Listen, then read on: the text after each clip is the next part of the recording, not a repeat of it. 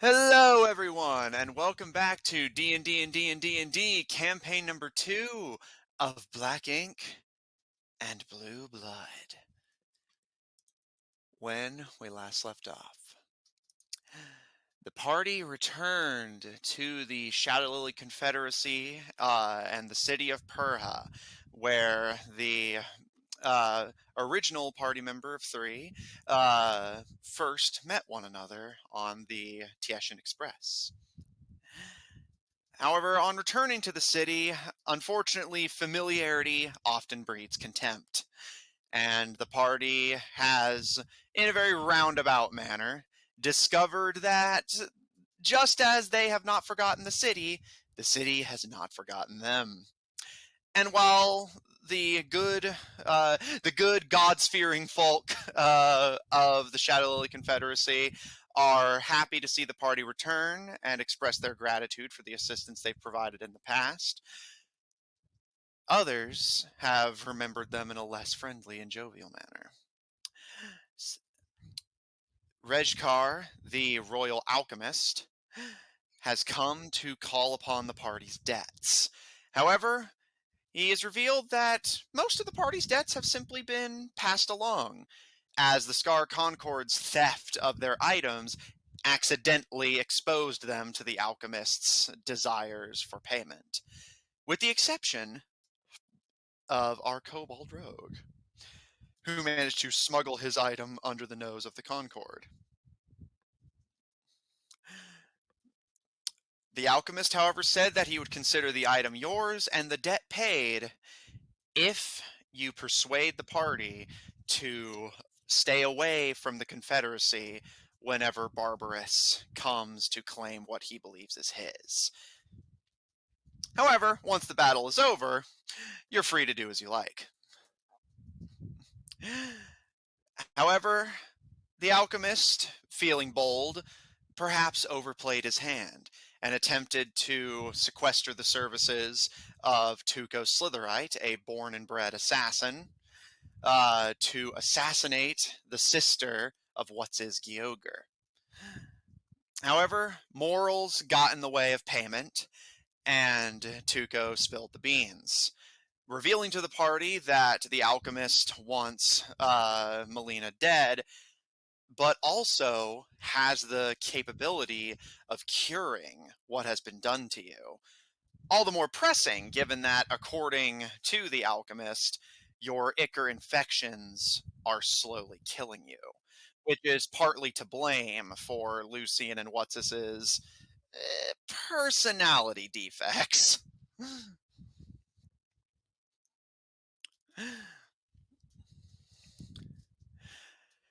However, as the rest of the party rapidly exchanges information, reveals their stories, or sits on the information and decides what to do, Caleb is having a strange dream.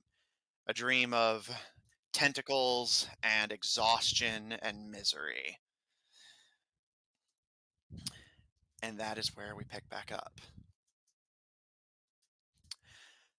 You all get a long rest. And Caleb, with you as the exception, as all of you awaken, what would you all like to do? Oh, fuck you. How was there any indication when we were gonna, enact our plan? You guys hadn't given a specific time frame, just that was the idea.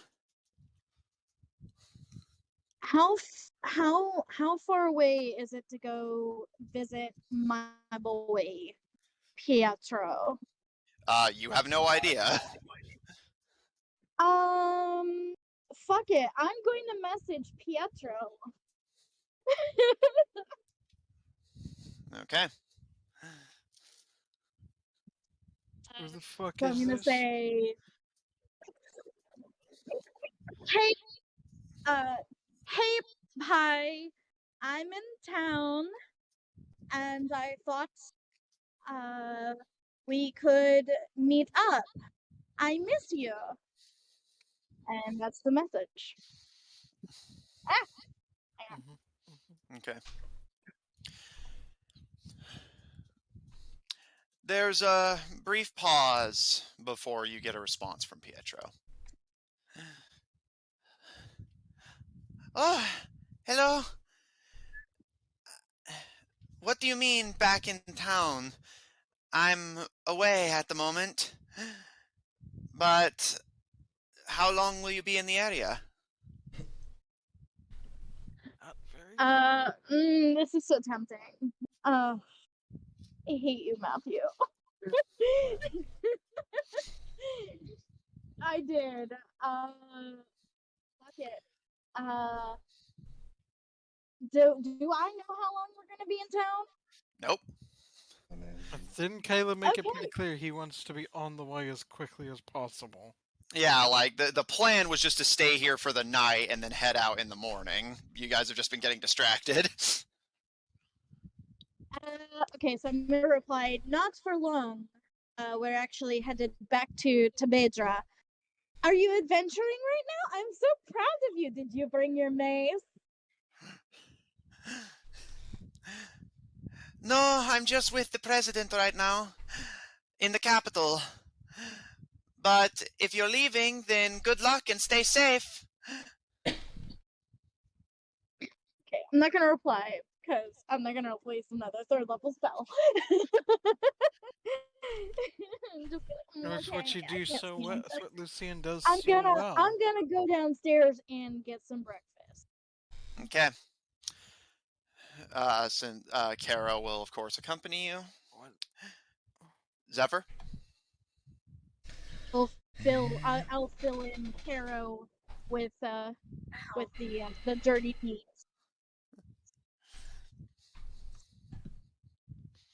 Alright, be right back. I gotta go get some food. Go ahead. Zephyr doesn't. Well, actually, Zephyr plans on doing some shopping. Yeah. Okay. Some quick shopping. Alright, noted. What's his? So he's going to go downstairs as well. He's already packed, has his stuff with him, and has this very calm look about him. He wants to talk to Lucian. Okay. So he's gonna go to Lucian and ask her if she can send a message for him. She kind of looks up from her porridge. Who? My sister. So you can tell her to get rid of that hat that I gave her. So, yes. To get rid of possibility that could come up. Okay. How do you propose?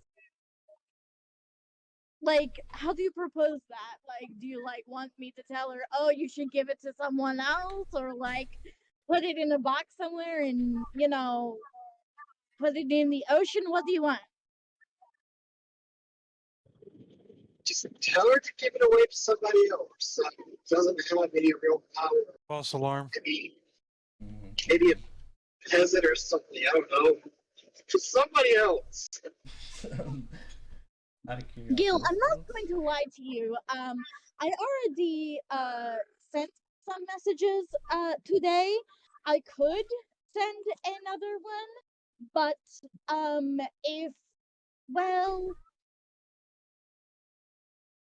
she kind of sighs. All right, I will send you your message.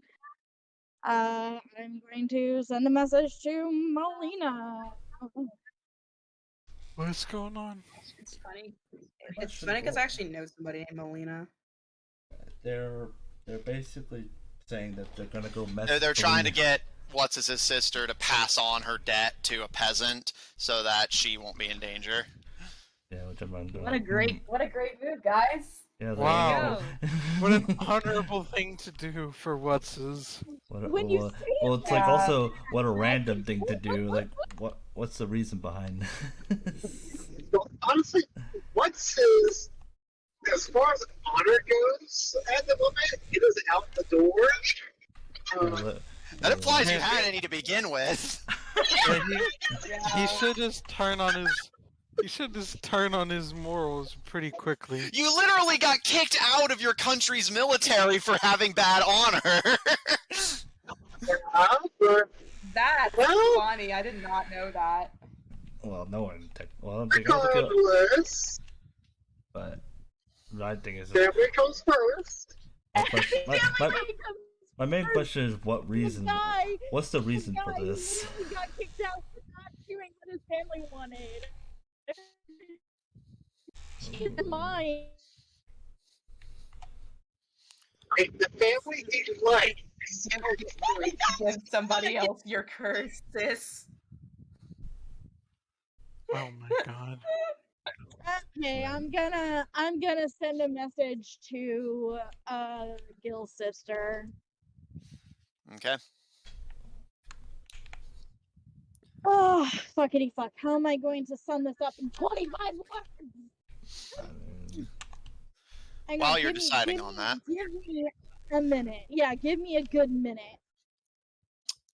Tuco, what would you like to do today? Oh, for fuck's sake. Well, everyone. Oh, Tuco. I hope you know just- every complaint extends it further. What? Extend Why you what? gotta be? Why Her. you gotta be like that? His turn. Demand Oh, respect at oh. the table. I don't know, man. Just I'm weird like that. I want my players to treat me with You dignity. have off with it and then just. Tuco. Well, with dignity, unlike what's happening to your character.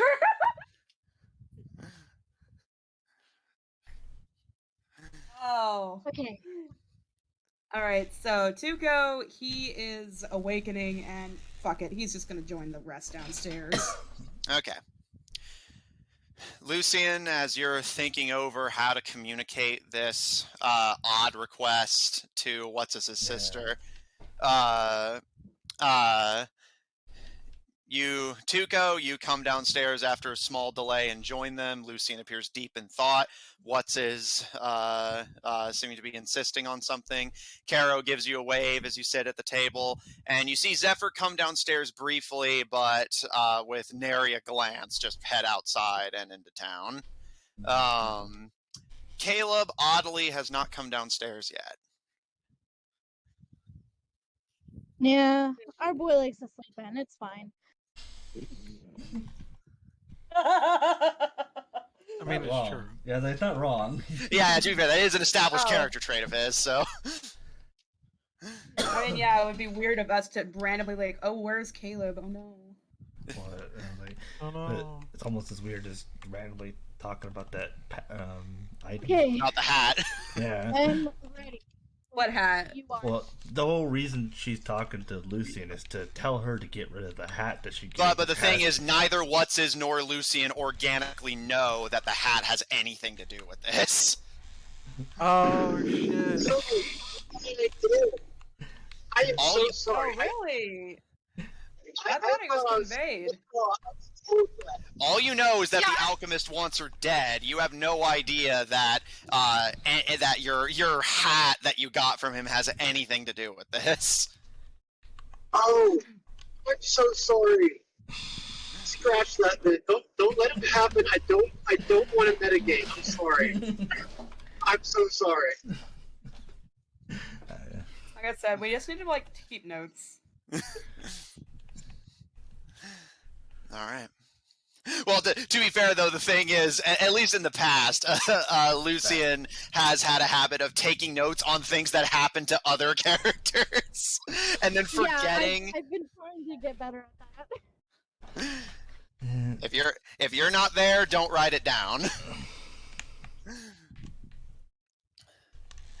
All right, Zephyr. Alright, so Oh, I'm not here, baby. I'm just an illusion. Zephyr, what do you want to buy while you're in town? Well, since we're not going to be here for very long, he's not going to do his other idea. He'll probably get that into Tabedran. I could probably do a better job anyways. Major in engineering. Well, yeah. He wants to buy a lock, but Be more precise, a custom lock. But I want to. The main thing I wish to buy is a vial, a small vial. Okay, just empty, just for the use of storing and or keeping things. Yes. All right, easy enough. 1 gold. Okay. 1 gold. That will be. All right. Yeah. You good other than that? I figure out how to spell the word vial. VIAL. Okay, then it's not an item then. I see. It should be. It's on D&D Beyond. VIAL. Oh, I was doing VILE or L something. Yeah, that is a word. It's just not the item vial. Vial spelled like that means evil. So, for instance, the alchemist might provide you with a vial. Yeah, or no. And if it was an important one, it would be a vital vial. Oh no. Yeah, like vial, like in that spelling is basically how Matthew's joke was there. And if you wanted to give it to that bird species in Rising of the Shield Hero, then it'd be then it would be a vial for a filiolile. That's funny.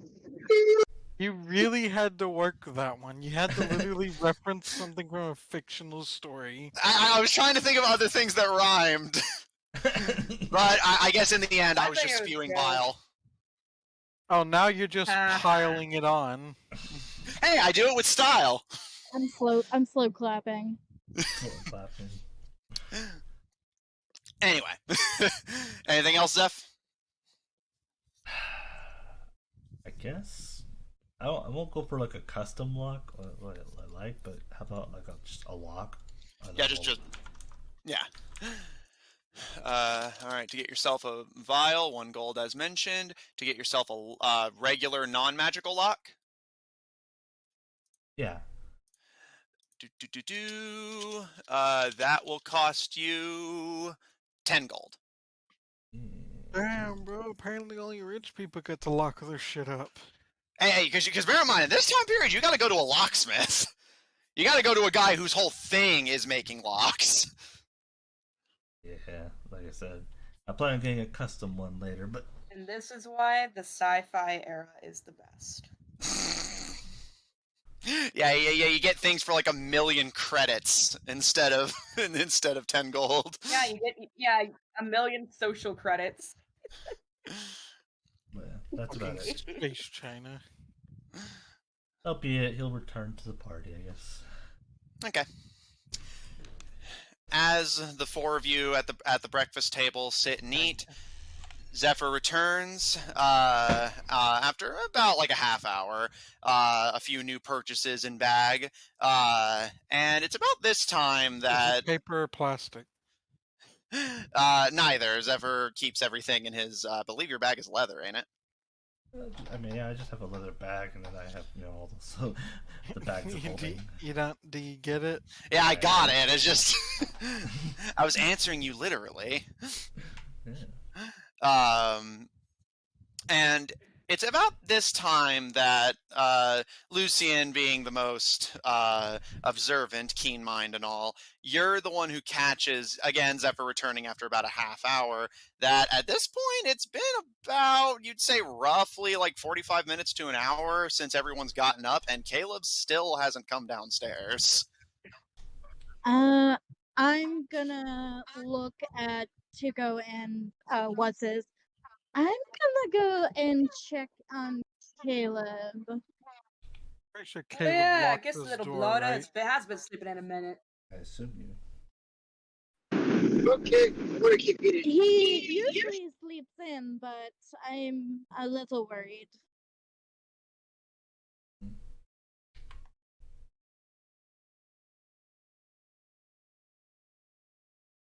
All right. So Lucian and Tuco, the 2 of you are going to check. Yep. All right. Zephyr, do you wish Yeah, to let's join? go. Say coming. Yeah, he'll join. He's just like, why not? Pretty sure Caleb locks his door anyway. I was like, the question is it locked though? Is there a lock to begin with? I just keep hearing like love bed. Love that. If the door is locked, there are some things I can do. All right. Zephyr, as you return and Lucian observes that your brother still hasn't come downstairs, you're used to, again, as mentioned, Caleb sleeps in most of the time. But you join Tuco and Lucian as they head upstairs to waken your brother. Indeed, Lucian, as you kind of experimentally fiddle with the door handle, the door is locked. I forget. Does Tuco have lockpicking stuff on it? Let me check. Yeah, as you check that, Swear to Lucian's God, gonna there's no look payoff at to this. I Tuco. will actually leave. You shouldn't be.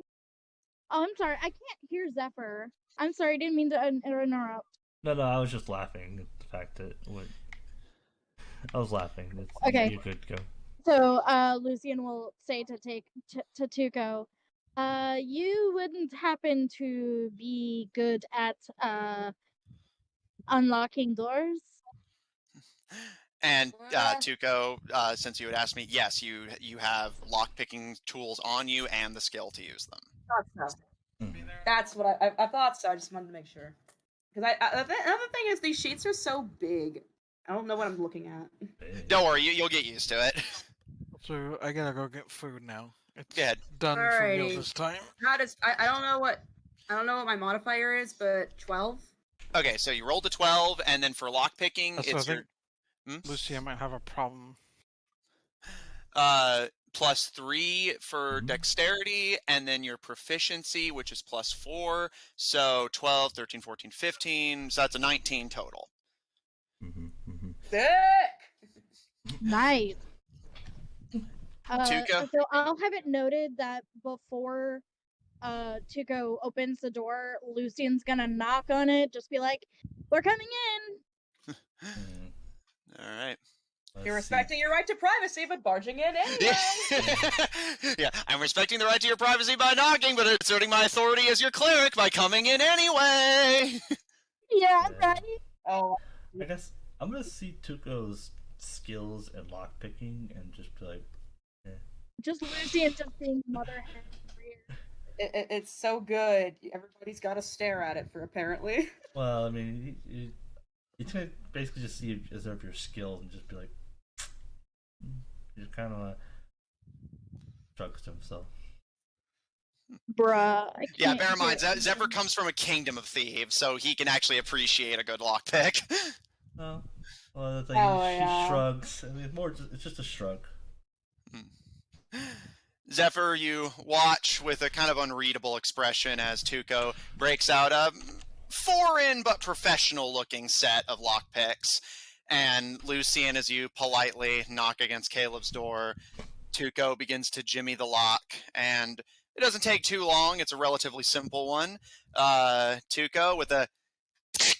You manage to crack the lock, and Lucian, you... Yeah. I'm getting my happy ass in there. As the three of you enter, Save you. you see Caleb is in his bed, still asleep, and completely motionless. Oh shit. I'm gonna go over to him and first I'm gonna check his pulse, see if he's breathing, and then kind of go from there. Make a medicine check. Okay. You have to make a check. Yeah.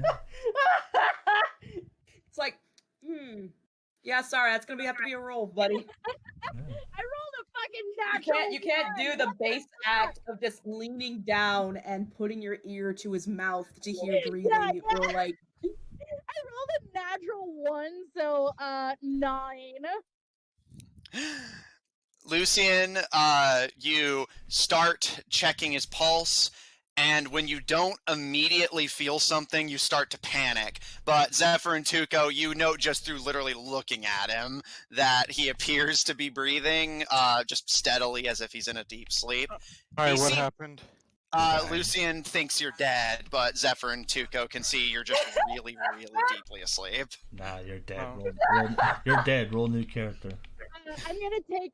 Honestly, Matthew, I would Caleb. honestly I'm gonna consider take stop talking to Caleb you by at that the- point. Oh wait, okay, well shit. Now that possibility has presented itself. Fuck you!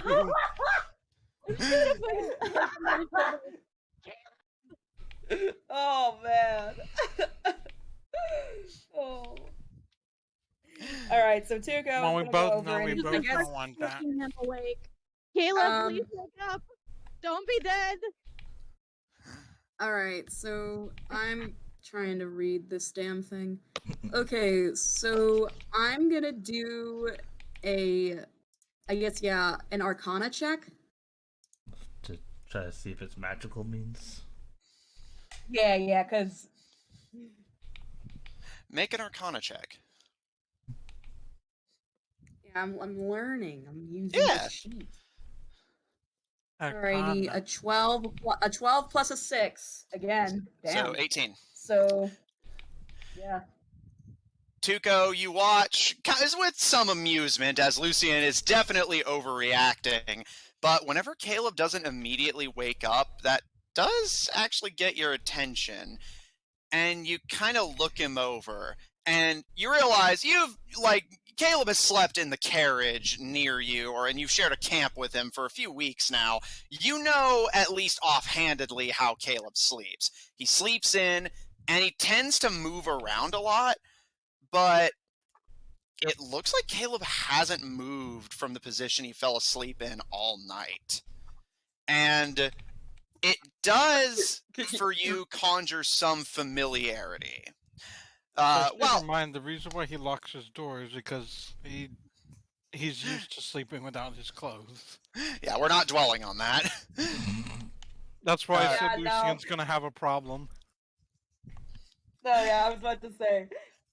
I was So joking. yeah, like Tuco, of course, he's looking, and of course, like he lifts the fucking sheet up, and he's like, "Oh, crikey, he hasn't moved an inch since he started sleeping. The whole latter side of the mattress is soaked with sweat." Tuco, from your Arcana check, this is actually somewhat familiar to you. While it is certainly possible that Caleb, it's only been for one night. It's possible that Caleb is just genuinely very deeply asleep. You've been on the road. You guys were in the middle of a rainstorm last night, and you were out all night. So it's quite possible that Caleb is just very deeply asleep, given that you were out all night. But you can't help but consider, similar to Lucian, some potentially dark options. You are familiar that there are both poisons, mundane, and spells, magical, that can place a victim in a deep magical sleep that they will remain in until their body simply gives out. Tuco kind of leans back, and he, I guess at that point he would try and, I guess, hone in further to see what kind of spell it would be. I don't know what that would be. Yeah. Does he convey this at all to Lucian? Yeah, I'm about to. Yeah, no, Tuco kind of like looks over and he's like, he's been sleeping, but I don't. He kind of looks a little guilty for a moment before he's like, let's just say it's not the first time I've seen something like this. I think he might be under something.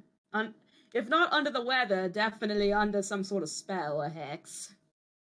Okay, so I'm just gonna take a step back and take a deep breath, and I'm going to see if maybe I can recall if I am familiar with this as well. Make an Arcana check. And Zephyr, while that's happening, what are you doing? He'll just sit there and watch. Wait for them to figure out what's going on. Right. Caleb, Now, Zephyr's not exactly a magic or doctor. I really hate D&D Beyond. Can I go grab my dice? I mean, if Yeah, you bro. want. I'm not your boss. I think she's saying because he's rolled. No, see yeah, her I've been roll. every time I've used D&D Beyond, I consistently get low ass rolls.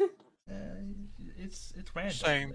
It's just more likely you're gonna get it because dice tend to roll towards certain. Yeah, I'll numbers. go ahead and give you the roll that I did now, but from now on, I'm just gonna use my dice.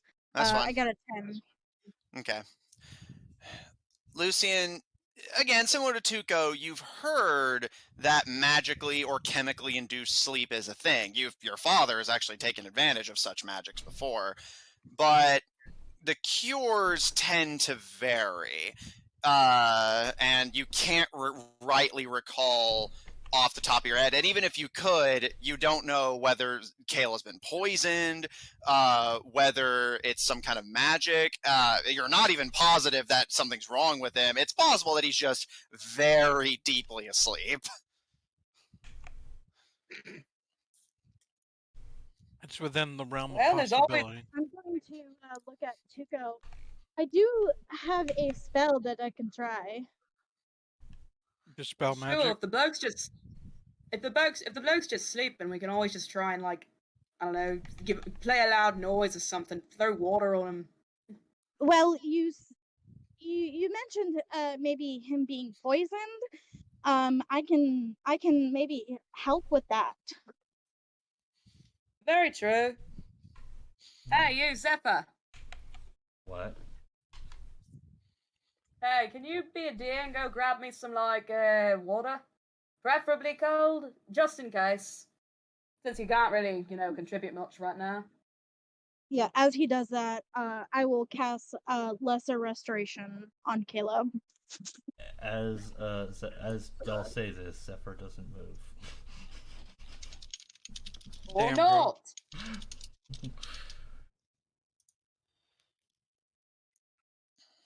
Mm-hmm. Lucian, Carol, you go do it. Isn't Kara's suit full of water? Technically, yes, but Carol needs that to stay hydrated.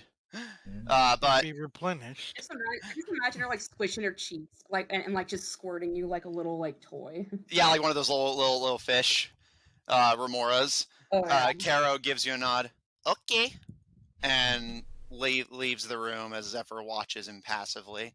Lucian, your hands begin to glow as you say a prayer to your goddess and cast Lesser Restoration on Caleb.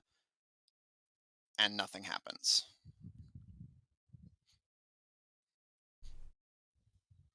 That's not good. Could I detect magic? You cast Detect Magic. Caleb is giving off a magical aura, specifically an enchantment. I'm gonna look over at Tuco. He is enchanted for sure, but I don't. Let me look through my books and see if I can help.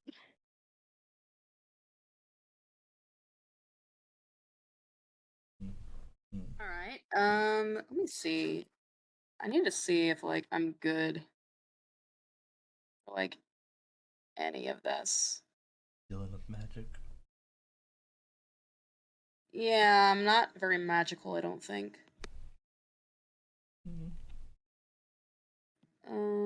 You're very magical. You are special. Thank you. Okay. I got your water. Oh, great! As I guess after a moment of thought, he kind of what's that? Are you? I've seen you do some magic. Can you dispel any magic, kiddo? Dispel? Caro or Tuco? Caro. Okay. That's because my ranger can dispel magic. That's not Yeah, ranger. Lucian doesn't have that spell, so she can't do it. Well, I mean, she's just asking. Why not? Caro kind of frowns and, no, most of my magic is for animals. I mean, humans are technically animals. You're asleep, Caleb. Do not say anything. Plus, that doesn't even involve humans. Listen, he's doing that thing, like he's lucid dreaming. Yeah, Tuco, as Lucian and Kara are talking, you can see Caleb. He's not moving, but you hear him kind of mumble to himself, and as you kind of crane an ear, you can hear in his sleep he's attempting to be a contrarian. I mean, after a moment of thought, I was a smartass. And apparently you never grew out of it. Yeah. There's a moment as Tuco kind of looks from the glass of water to the dude, and you can tell he's thinking about it. After a moment of thought, he just places it beneath the bed, and he just drapes Caleb's hand in it. Doesn't have to be warm water for that. Yeah. Lucian's gonna grab her amulet, her Shiva amulet, and just start praying and seeing if maybe she can answer. All right. I'm gonna say Tuco, what he's gonna do. Would healing word be useful at all, or no? Healing word. Certainly try. No, Our word heal. I think it just heals them. Yeah, that just has them recover HP. It doesn't affect conditions. Okay. Because I'm trying to think of this like a video game, he's just under a spell, right? Mm-hmm. That appears to be the case, yes. There's definitely some kind of enchantment on him. Okay.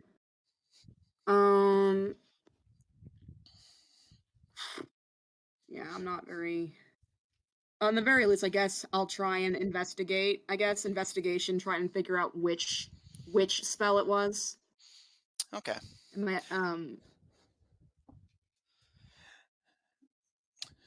Tuco, you look over Caleb after playfully draping his hand into the water. Lucian, you pray to your goddess. Caro kind of watches nervously as Zephyr watches far more impassively. Caleb. Mm-hmm.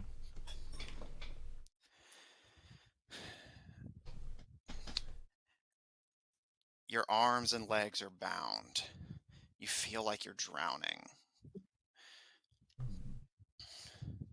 While you would not be aware of this, it's actually somewhat similar to the nightmares that What's-Is and Lucian have had. Brief residuals of the experiments that created you. You've experienced these flashes of death and pain that are completely foreign to you. A lifetime of fighting that is foreign to you.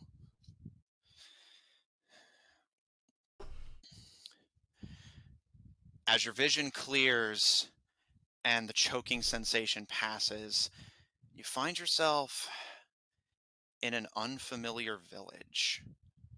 It's humble, small, nestled in a forest. You can see houses and farms all around. The only thing that stands out being a relatively nice-looking manor that overlooks everything almost protectively.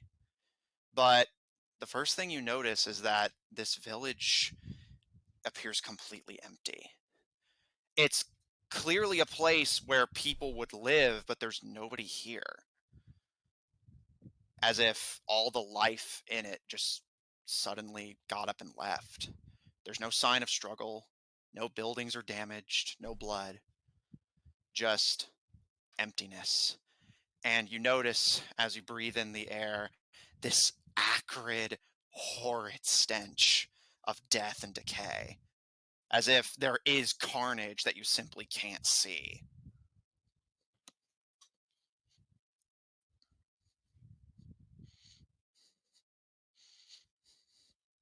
Well, that's weird. Honestly, I feel like Caleb has probably known this smell before. Hmm?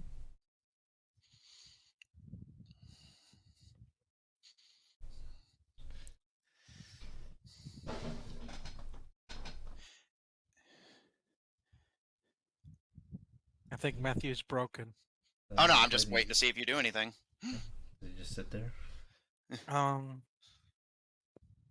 Yeah, like, he doesn't know what he's doing here. All right. Caleb, you sit and look around the empty village. Until finally you actually see a sign of life. The door to the manor opens, and Lucian steps out. And she starts to walk towards you silently. Okay. I guess I'll just see what they're doing. Pretty sure the last thing Caleb remembers is going to sleep. Indeed. He just kind of says to himself, what a weird dream. Caleb, as Lucian steps towards you, she gives you a smile and puts her hands on your shoulder. And all of a sudden, that choking feeling starts to return. That feeling of being drowned.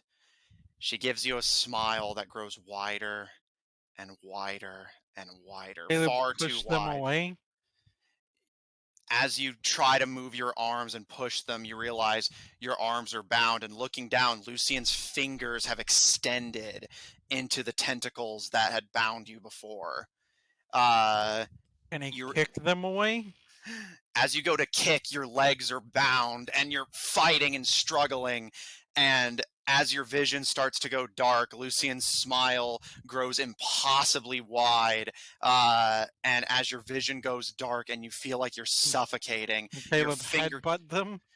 Your fingertips grow cold, as if dunked in freezing water, and you hear Lucian's voice piercing shrilly through the depths and darkness. Wake up, Caleb! Wake up! That Caleb's like, oh, I see what's going on. Caleb, you awaken on your bed in the inn. Caleb just sits up, looks around the room. You see Tuco is investigating you. Your fingertips are wet, and there's a glass of water next to your bed. Zephyr is just kind of staring at you along with Caro, and Lucian is in the middle of what appears to be a deep prayer. Well, for one, Caleb is going to immediately cover himself up. What are y'all doing in here? What are we doing in here?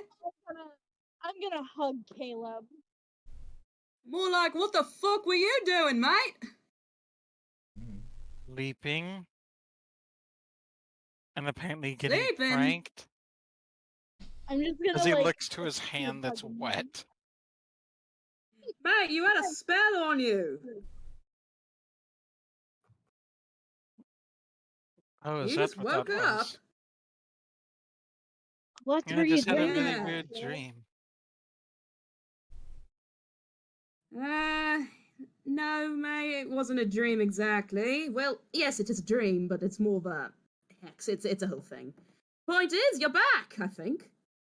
Tell me, well, shit, I don't know much about you. You tell me something I suppose I know Caleb would know. You're not possessed, are you? Well, if I was, I'd probably be doing something by now. Yeah, it's you. Yeah. I'm still hugging Caleb, and I'll just kind of be like, "What did you dream about?" You turned into an octopus. She kind of like withdraws from the hug and just kind of like looks very both confused slash you know, One made of yeah, like, darkness. I was an octopus. Yeah, you had tentacles. I most certainly do not have tentacles, Caleb. Well, obviously Let's I just know talk about in the that. I'm dreams. not Oh, an yeah. idiot. It was a dream. Please talk about in the dream, Jada.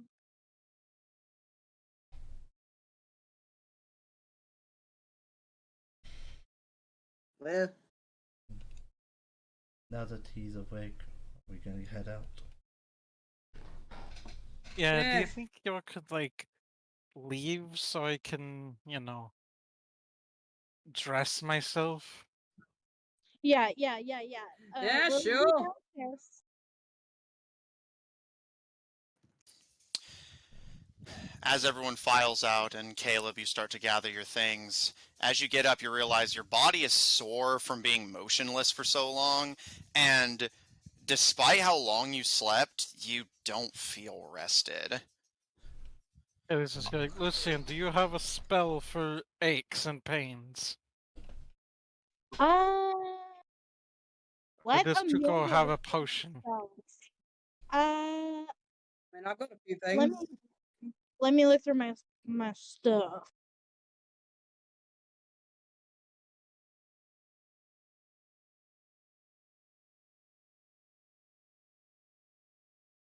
It was also like, also Tuko, I'm pretty sure you're supposed to use warm water if that was you. Yeah, I imagine I am as a spellcaster and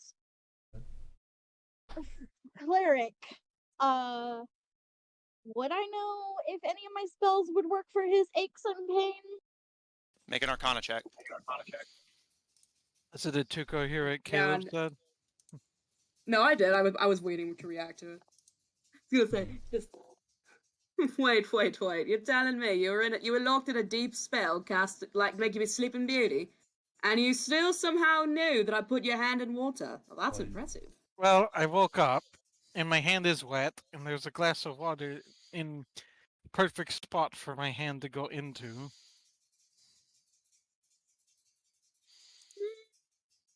If you say so.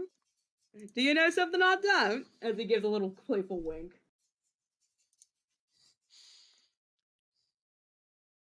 I may have done this prank once or twice. Dirty 20. While it's not a guarantee, obviously a healing spell could go a long way for curing anything that ails someone physically. Although it does, admittedly, with a 20, strike you as odd that Caleb is in that much pain. How was I laying? Just normal. No, he was asking them. No. If I look on his arms and legs, are they bruised? Lucian giving Caleb a once-over. You don't see any visible injuries. I know this is gonna sound stupid. I'm gonna poke Caleb on like the leg. Does it hurt when I do this? Does it hurt? A little, but like not overly so. You basically have like that soreness you get whenever you sleep in a kind of weird position, or you sleep in a comfortable one but for too long. It's just that, like a kind of ambient soreness that's distracting but not to the degree of painful. Yeah, I usually get that like in my neck. I'm like, Mm-hmm. Bro, It's I usually wake my up legs. every day in pain. Caleb just does like that very slight kind of recoil. It's just a little. Sorry. There's only really one way to do that. I'll hit him with a level 1 cure wound. Caleb, as Lucian casts Cure Wounds, you do actually feel significantly better, although you are still pretty tired. Also, really Tuko still wants to investigate what spell that was. Alright, if you're trying to determine what spell that was, make an Arcana check. And they're like poking Could I and make prodding a Caleb help? right now.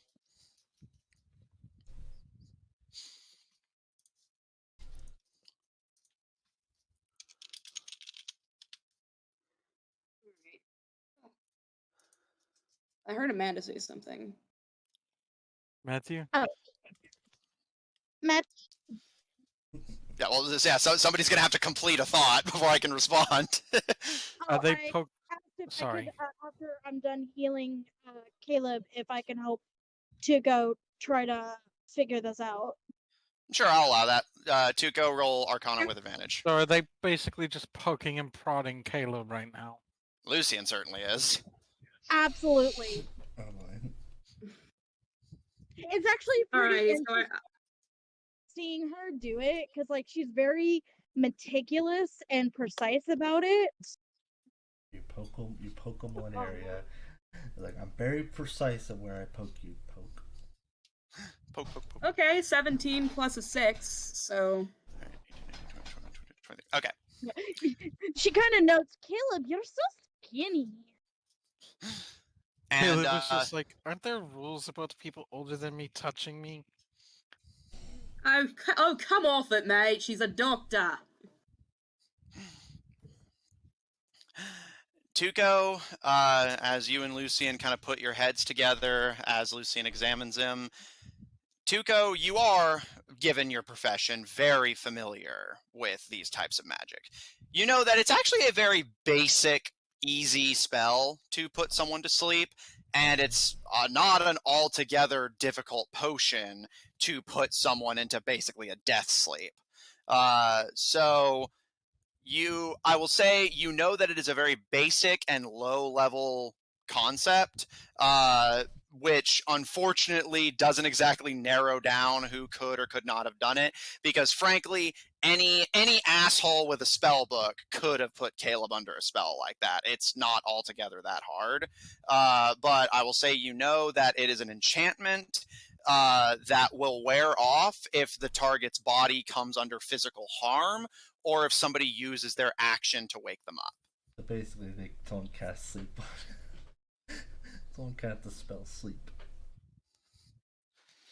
So, yeah, Shit, so and then after a moment of thought, you can see him just. Well, bad news is the spell that was put on you is a very basic bitch one. Good news is that all it took was a slap to the face and a glass of water on your hands. Fantastic. Yet I don't feel like I slept at all. Yeah, So that whenever tends we to get on- happen whenever. So whenever we get on the road again, I hope you don't mind if I actually sleep. No, that's No, that's yeah, I okay. was gonna say so. So, do you still want to question the alchemist? What do you question the alchemist? What alchemist? Wait, didn't we Well, we like need to before we Nope. try and we had confront. the whole fucking plan, didn't we? yeah, but but Caleb only- wasn't there for it. And Zephyr was there. Yeah, he wasn't. Caleb Oh, went to sleep. Oh yeah. Only, I think the only Lucian people just who. kind of like realizes, Yeah, not oh everyone wait, was. he wasn't there for this. So she'll just give him the whole spiel. Mm-hmm.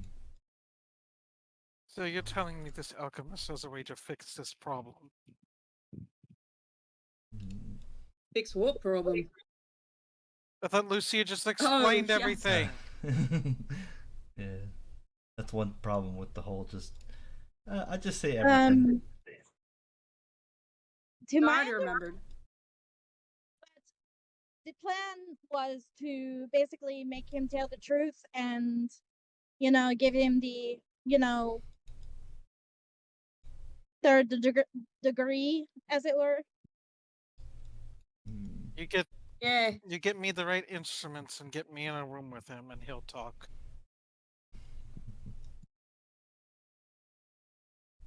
Lucian just kind of like, Caleb has like an evil Because look an grin on iPhone? his face. I know. You're a right nasty sort, you are. I just kind of want to pet him, but I'll think better of it. Or if one of you has a truth spell, that'd be a lot simpler. I do have a truth spell. I actually prepared it today, so Good, can because do then I that. would have had to put a list together. well, my plan is to make it more difficult for him to succeed. Do you plan on doing that? spell. They're going to cast 2 spells.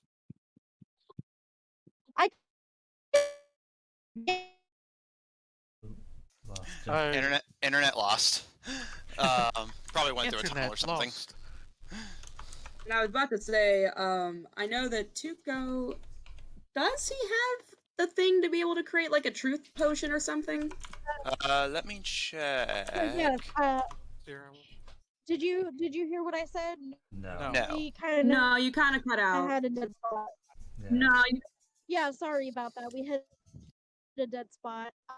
So Lucian is conveyed to Caleb that she has the spell Zone of Truth, and she plans on making it difficult for the alchemist to succeed by casting another spell called Bane.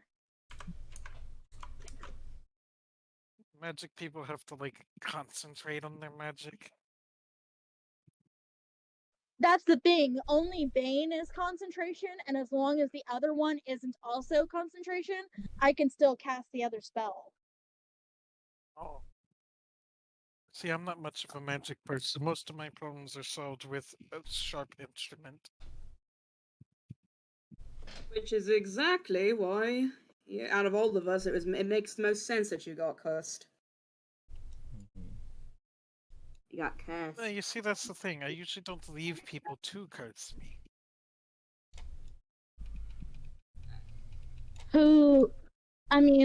Was there any indication in your dream? Like, besides me, did you dream of anyone Caleb, else? think of any point that he could have had this spell cast on him. That you could have had the spell cast on you? I mean, not in particular. You got into the city and then went to bed, basically. While Lucian is asking you, because you didn't exactly look around like at all, the dream didn't provide a whole lot in the way of information either. Hey Look, DM. I pretty much got dropped into a place I didn't know, and then I saw you. So I didn't really get a chance to look around. Could you describe the? It was an empty village that smelled of death. Oh, it just sounds like Was there a travel route. Or, There was wasn't there like a could you give me a castle? little bit of detail? There was a Castle, manor say? that kind of overlooked everything. There was a manor that you came out of. Manor, you say? Uh, Have you ever been to that manor? Does this sound familiar to me, Can Caleb Matthew? describe the manor? Yeah. Lucian and Tuco both roll history. If Tuco, from the sounds of it, you're attempting to recall as well? Question mark. Everyone was talking yeah. at once, so it was hard to Right. tell. Alright, 16 plus 2, so 18. 18. Okay.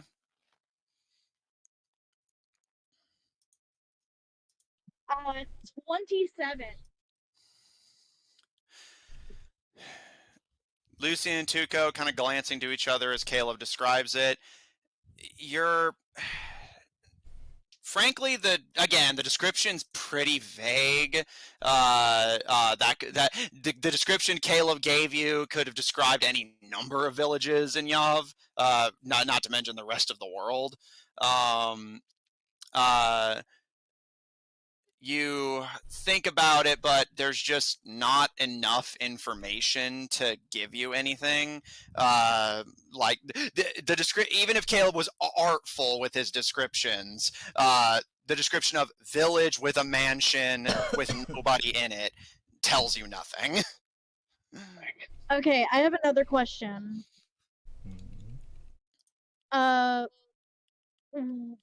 What do I think is the likelihood of the spell being cast at a longer distance? It's possible.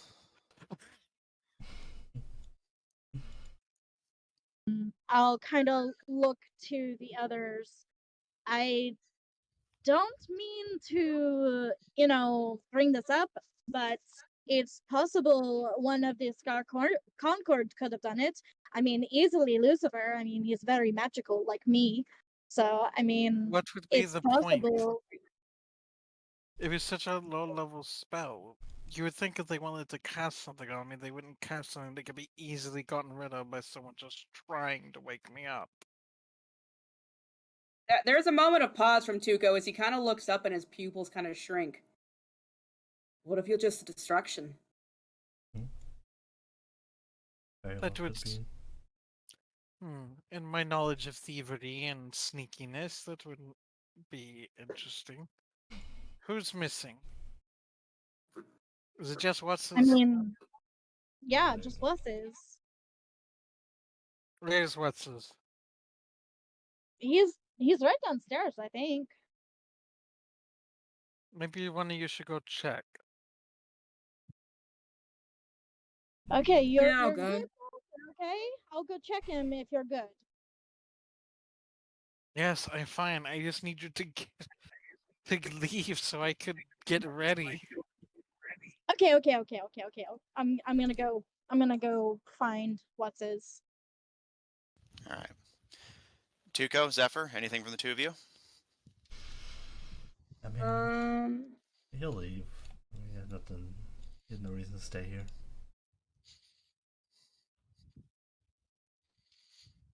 There's a moment of pause before he like looks to Zephyr and he's like, "Hey, you. By the way, I've been after the meeting with the whole artificer last night. I'm curious. I seemed to be the only one he talked to, but you didn't seem all that surprised when I mentioned him. They mentioned him. When Did he mention him? Like never. Like when did you? You mentioned him. Basically, whenever they were recalling everything that happened. Obviously, if to recall the plan, he must have been told about the artificer. I mean, I know of the artificer, but I'm not sure what you're implying. Wait, what did you say? You're kind of low, bro. I said I know of the artificer. I'm not sure what you're implying. That I didn't seem shocked or what. Well, do you know the guy or something? I mean, like I said, we all know. Everybody else I mentioned him to, they were quite shocked. Do I know the guy? Yes. Zephyr doesn't react to things very strongly. Well, he doesn't know. Tuco doesn't know that. What? But Well, no, Caleb was saying that because neither of you said you Oh, left yet. okay. True. I mean, basically, I get if you're trying to ask, simply put, that if there's any reason why I should suspect What? something. I don't know. Guys, We got like three okay. different things going on right now, guys. Truck Come on. folks, mute your mic whenever you're talking to each other because it comes in and it's distracting. Zephyr, continue. Pretty much, is there anything you're trying to say? I mean, or just what's the question? I'm very confused here. I guess because you haven't said anything. You haven't even contributed a little bit to the plan. Don't you have anything you want to do? Any roles? We're still trying to figure out who's going to do what. Frankly, I have no interest in all of this. I mean, by the sounds of it, if Lucian explained it right, he plans on killing what's his sister and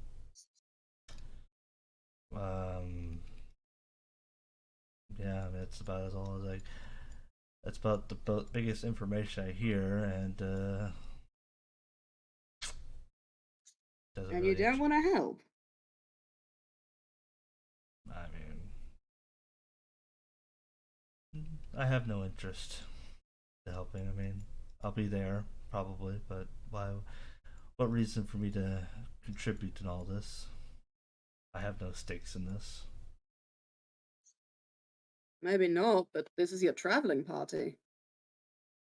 And he could have a cure for the ichor.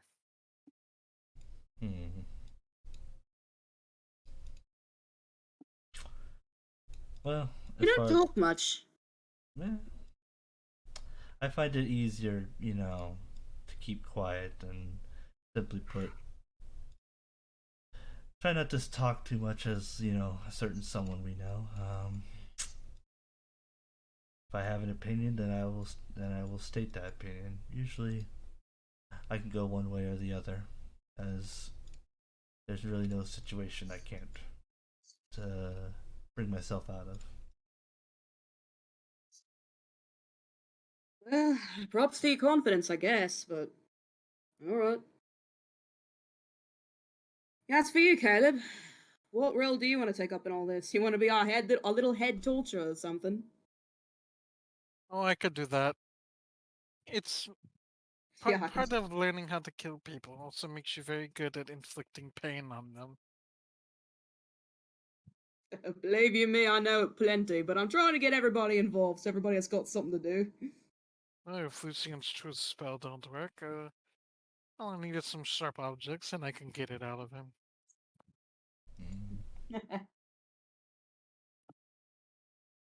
So he looks back to Zephyr and just. So, what do you be doing when we're going about all this?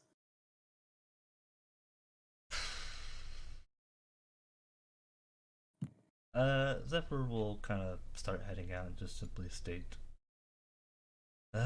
probably just watch on the sidelines, and if I'm needed, or if there's a role I need to play, then I'll do my best to play that role, but only if it's needed. Hugo gives him a lingering look before, letting him walk away. After which he mentions to Caleb just, does that guy ever get involved? Why is he even on this team? He doesn't contribute much at all. Yeah, he probably figures he gets something out of it. Yeah, I'm starting to get that from him. Can't say I don't sympathize. It's just a bit shocking, is all. You got the loudmouth redhead basically glomming everybody that she can. You've got Gil and you've got Watses and well, I don't think I need to say anything. Everybody seems to be looking out for one another, except for him. As he kind of gestures vaguely to where Zephyr was. He worries me sometimes.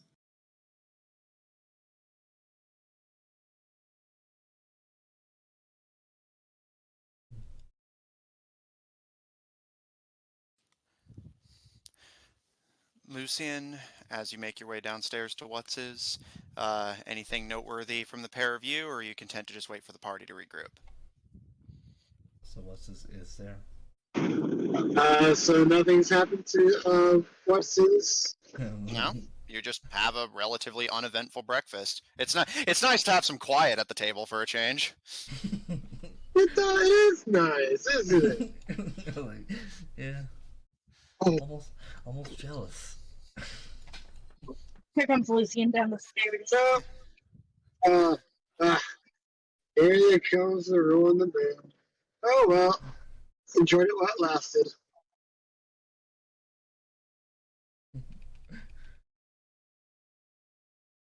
Me writing a comfort art for my characters before I put them subject them to more torture. I've been there. One by one, you all make your way downstairs. Zephyr, Kero, Tuco, and finally Caleb. Everyone seems fine. Caleb's a little tired, but the soreness at least has been tended to. Tuco kind of glances at Zephyr a bit cautiously. Lucian, you kind of look over who, again, seems completely fine. Nothing appears to have happened. If Caleb was a distraction, it wasn't a very good one. Or perhaps it was so good that you still haven't noticed what happened yet. Yeah, I'm pretty sure. Suspicious. So, Tuco, you were told by the alchemist that he would just greet you at the front gates whenever your party leaves, and you could decide then if you wanted to take his offer or not. So, do you guys have any business you wish to conduct in town, or are you ready to get your animals out of the stable, get the caravan ready to move, and then head out, and whatever happens, happens? Are we going with this plan or are we leaving? Well, I wanted to iron out a few details, I suppose, but he still thinks I'm going to take up his offer. He probably thinks so. He thinks low of me, which is convenient for us. However, he offered me something that he said he would give me. Did he make the same offer to you? What mean- what was the offer? I genuinely forgot what was it he tried to offer, Tuco? He said that he would initially he just offered you a blank check, but whenever you weren't interested, he upped the stakes by saying that he would give you a cure for the ichor if you if you assassinated Melina Gioger, or rather Melina Dimebog, as she is publicly known. Okay. So yeah, that's about the rest of you. For since I know somebody's going to ask. He just gave you a magic item seemingly for free and said that he would come to collect payment whenever it was convenient for him. Yeah, I remember the deal he made with them. I remember that it came with a blank check kind of deal. Blank check? Yeah, he tried to offer me that as well. And when I wasn't blatantly interested, because well, I'm already on a mission. No, you misunderstand. It wasn't that he offered a blank check. Simply, he asked for one. He asked for one? Essentially, he's the one. He wanted the blank check. Oh, I see. Yes. Well, since we're all here, did it go well? Did what? Because the guy's just he rubbed me wrong the moment he appeared. Did the deal go well? Man. Well, none of us. Well, we all got items out of it, and then that was about it.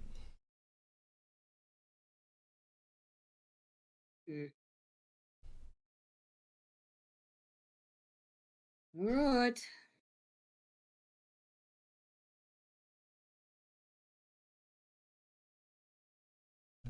Okay. Caro will go to fetch the animals from the stable. If nobody has any final errands to run. So we never essentially clarified. Are we doing this y'all's little plan y'all have to capture him or something? Not sure how y'all plan on doing that, but Yeah. The general gist is to capture him. again, how y'all plan on doing that? At the very least. Yeah, clearly. Because if I'm not mistaken, we're in public, so capturing a probably high influenced person would probably not look good on y'all.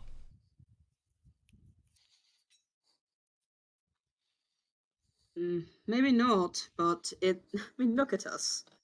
Do you really think looking good is what we care about? We're trying to save the world. Sometimes you gotta break bones to do it. In public. I like to look good. Well. Oh, sweetie. I mean, if y'all wish to do that, I'll probably stay behind, as I prefer not to. I already have one wanted poster. Apparently, I'm already wanted by one place. I prefer not to be wanted by multiple. Collect them. I know I've got a little collection. Makes the jobs harder, so no. Didn't you say you're going to meet him again? Yes, not the problem I'm trying to figure out right now is how I should greet him, as a friend or speak straight to the point with it, yeah? Why don't you meet him and try to get him somewhere that Lucian can cast their spells on him? and then you can just ask him. Obviously, I'm going to lead him somewhere else. And once we're in that somewhere else, we'll decide. Hey, I can hear breathing. It's bad. Yeah. Yeah, I guess this is where do we bring him? That's another thing. If you don't want to if you don't want to participate in at least helping us with this, do you at least mind scouting out an area for us?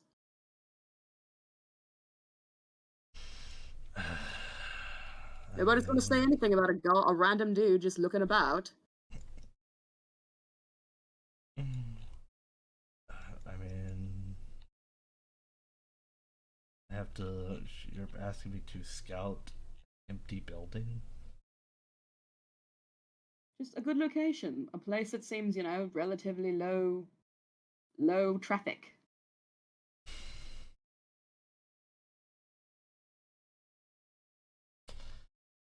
Are there any tall buildings that I could see? Make an investigation check, and I'm going to give you advantage since you've been here before. And you've robbed this place once or twice and did all this scouting out before. So I'll give you advantage since it's not just trying to find one, it's also like, can you just recall a good place up from memory? Investigation. Ooh, not bad, not bad. 23. You recall from your bank heist that there are a few decent places on the north side of town that are fairly low traffic, but in particular, you remember the warehouse where you fought your first Ichor Beast, which was even then, so lowly trafficked that a goblin Ichor Beast was able to hide out in there for weeks and not be found. Assuming that your battle in there, which wasn't public knowledge anyway, assuming your battle in that warehouse hasn't gone investigated, that warehouse likely still lies empty.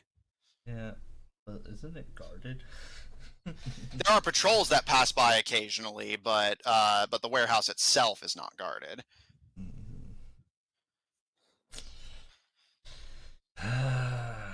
Well, prefer not to scout, so I guess I could tell you that there's a warehouse somewhere. I think you said the north side? Yes. There's a warehouse somewhere up north, but well, there's patrols, so you'd have to make sure can't be seen while you get to that. Well, you have to make sure that no one suspects anything once you get there. But once you're inside, I'm a halfling. Most people just look the other way whenever I do anything. well, that's. Well, thank you at least for providing us with a locale. Yeah, but Where did he say he was going to meet you? You cut out a little bit. he asked where you're gonna meet him. I don't know. That's the thing. He didn't really specify. Then he'll probably come to you. So maybe we could just go to that warehouse and you can wait and see. Great idea. Let's just go for it then. After a moment of pause, he kind of looks at the others and be sure to disguise your selves. It's going to be very suspicious if he sees, well. By the sound of it. I think Caleb have a feature for this.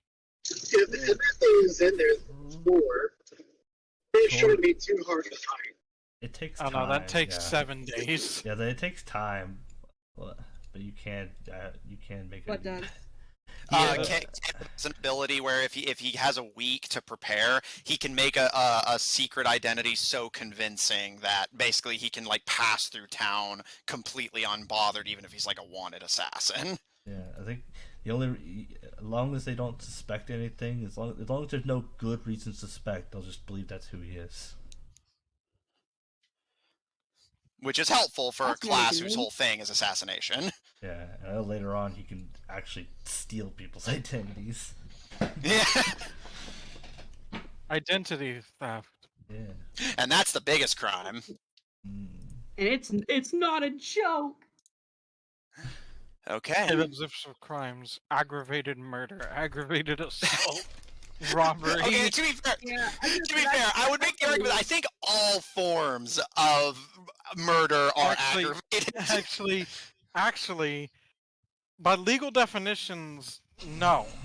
Aggravated by legal definition means it's like a particularly severe case. So anytime you hear aggravated assault, that means that it was a particularly severe assault. Well, I'm assault. bummed out. I thought this whole time that it just meant you were really angry while you did it. No, I even- thought the same thing too until I learned that recently. That it actually means like, basically it's just a way of saying this was an assault worse than most other assaults. Mm. All right, so the plan is. Oh. Basically, if somebody gets an aggravated assault, that's when you know they came home mad. And they decided to try out their hand at MMA boxing. Yeah. All right, so the plan is everyone sans Tuco is going to attempt to disguise themselves and just go to the warehouse and wait to see if Regcar comes to you.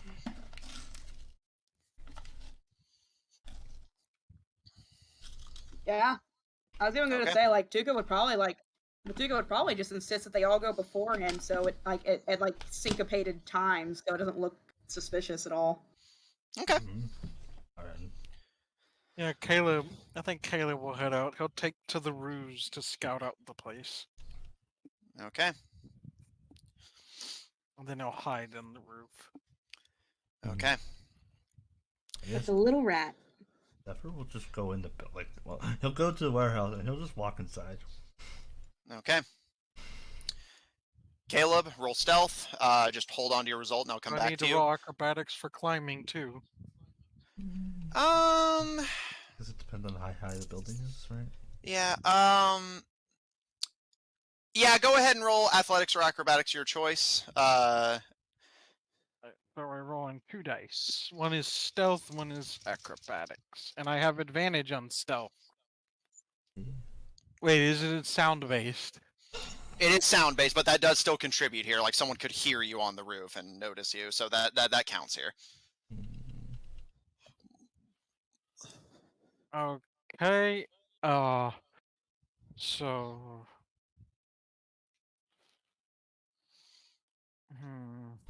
Oh wait, I had a long rest, so I can get that. Oh wait, I have advantage on the stealth roll. The stealth roll is the first one, right? Yes. Okay, that's much better. I got a 26 on Okay. stealth, and then acrobatics.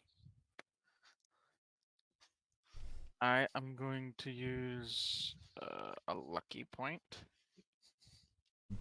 Also, I was wanting to ask you: is Also? there any kind of spell that basically like a truth spell, but it is like activated with like a handshake or something? Not with a handshake, unfortunately. There is a truth spell, but it's a lot. It's not like it's fairly obvious that's what you're doing. Fuck's sake! Lucy needs to be out of sight. Gotta be slick. So, thanks to the lucky roll, I have a 21 on acrobatics. Well, Okay. Out Noted. of sight doesn't really matter because they know they're under the effects. Mm-hmm. It's basically to prevent people from doing exactly what you're trying to do, like tricking a fucking NPC into revealing information. A zone of truth What's is that? actually AoE, what is the word I'm looking for? area effect, or range. Of effect. Yes. Sorry, my brain just decided to break on me. Yeah, it's an area of effect. So, I mean, as long as he's like 15 feet away from me, I can still cast it. Or you can still cast it, just you'll be under the effects of Zone of Truth as well. Mm-hmm. All right. What's his, Lucian, what are the two of you doing? Well, one at a time, please. He's gonna head that way. Once he gets close, is it open? Like, is it locked? No. Zephyr literally just walked in earlier, so. You're just gonna walk the fuck in and hope I- he's not like watching it, everything. Yeah, Zephyr's gonna walk in. Yeah. So yes, it is open. I'm gonna walk in and find a good hiding spot. Yeah, All right, that's roll what stealth. We'll come back to you. That's what I'm gonna do. Yeah, like, Zephyr, roll stealth. We'll come back Son to of you. a bitch. I'll look at From the Kiko. surveillance magic. Where exactly are you planning to, like, are you like gonna walk him in the door? Or is there like a spot that you want me to be in? Well, my general plan is that I'm just going here. I'm assuming the guy's probably got a tracker on me and he's probably following me or something. I have God and all that business. He seems the sort. So I'm more or less counting on the fact that he's going to be a total creep and show up whenever I least expect him. Yeah, that tracks.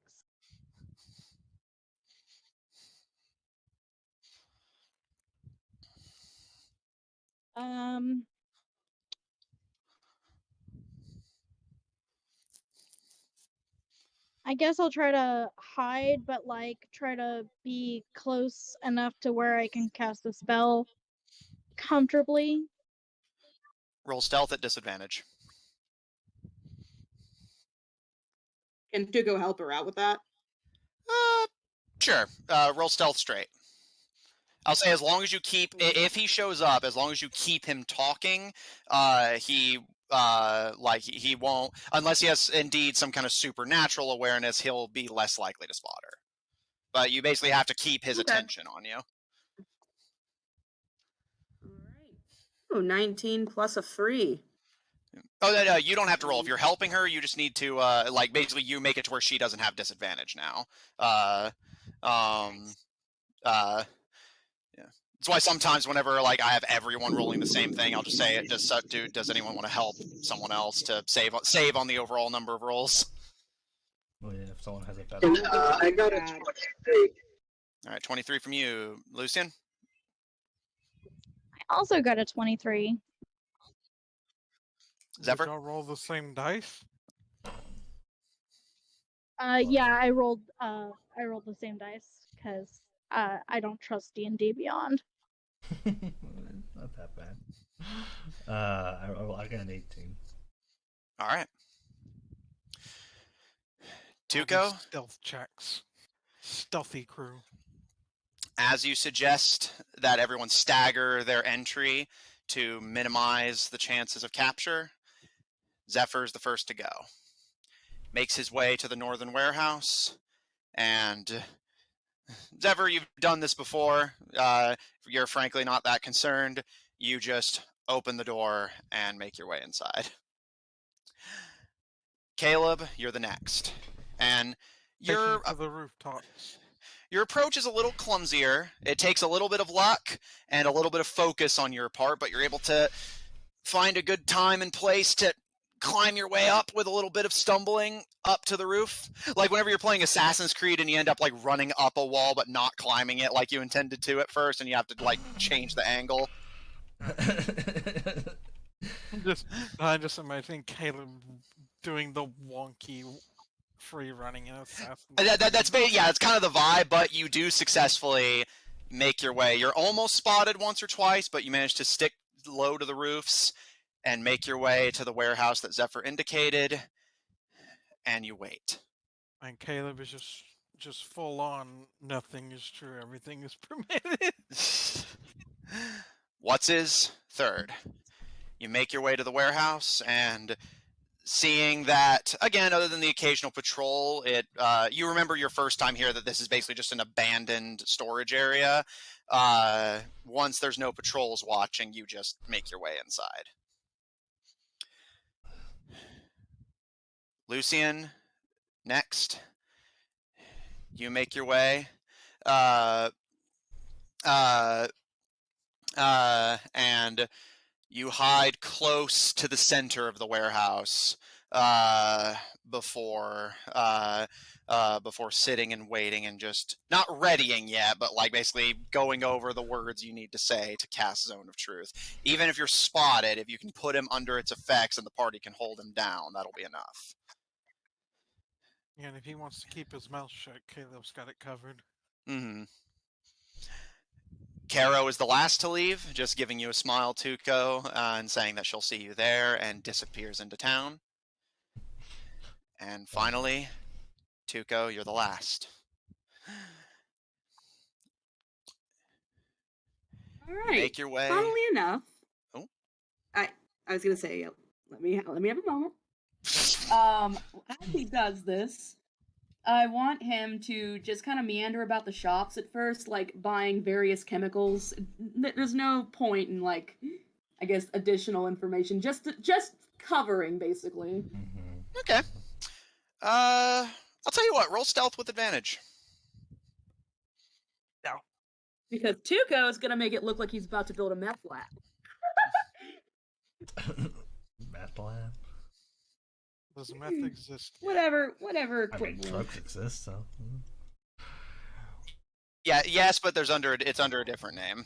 Yeah, like, we got the most, like, well, almost. Pretty much just playing up the mad scientist rat angle, okay? All right. Oh yeah, and you asked me to roll. I rolled a 15, was it? And it was stealth, right? Yeah, stealth, and you have advantage because you're giving yourself a good cover. All right, 18. Okay. Tuco, you take a moment to meander about in town, buying yourself some chemicals, and almost deliberately drawing enough attention that you're sure it's seen, but not so much that it's suspicious enough to have a guard immediately stop and question you. And once you're confident that the seeds have been planted, you make your way to the northern warehouse.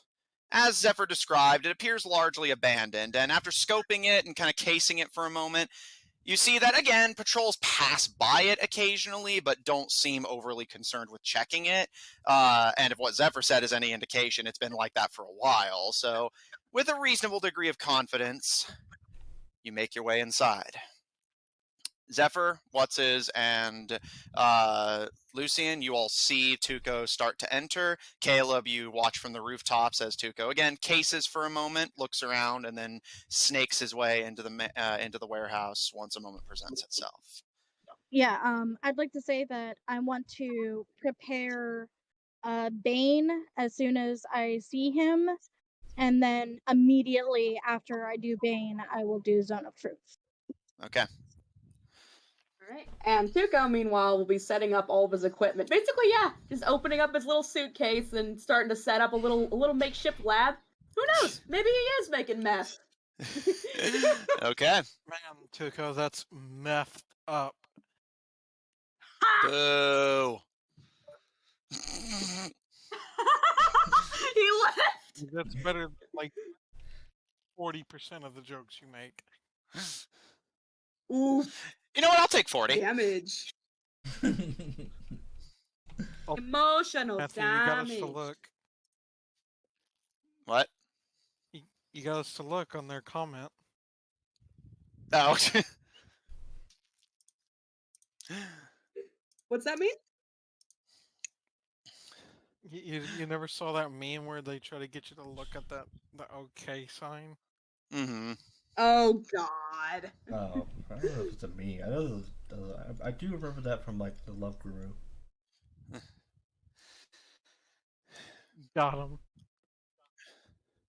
You're all left to scope and case for a good while.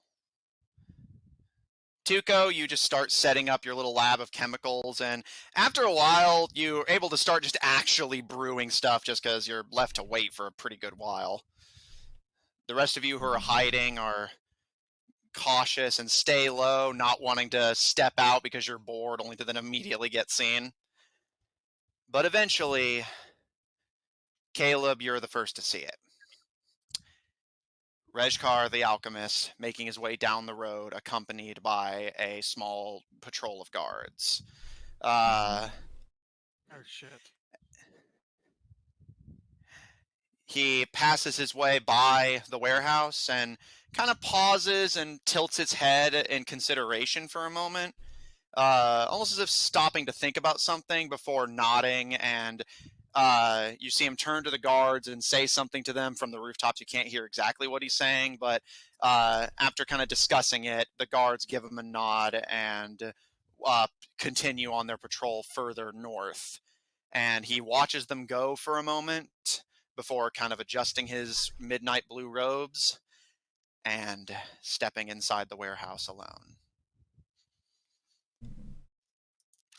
If you're with the guards, I promise what I'm making is totally legal. He's just calling it over his shoulder. Mm-hmm. All of you see Regkar enter, and he gives a grin at Tuco's assertion. Trying to compete with me, are you? Oh, it's you again. Right then. I will admit, I've I currently was... got a new Go on. Currently got a new. I've got a new batch picked up. If you're interested, this will keep you awake for days. I'll consider it. I'm surprised to see you here. I wasn't expecting you. Me? Really? What makes you say that? It's not important. He adjusts his robes and steps forward with his hands politely creased in front of his waist. Have you thought any more about our offer? I was expecting to see you at the town gates, but when you didn't arrive, I thought perhaps something had happened. I ran into a bit of a pinch, low on cash, so what better than to profit on some old crackheads hanging out in the alleys? He gives like a nasty grin at that. Indeed. This warehouse has been frequented by suspicious sorts. Indeed, and yet nobody seems to really want to check it in. Maybe it's a little wink and a nod, eh?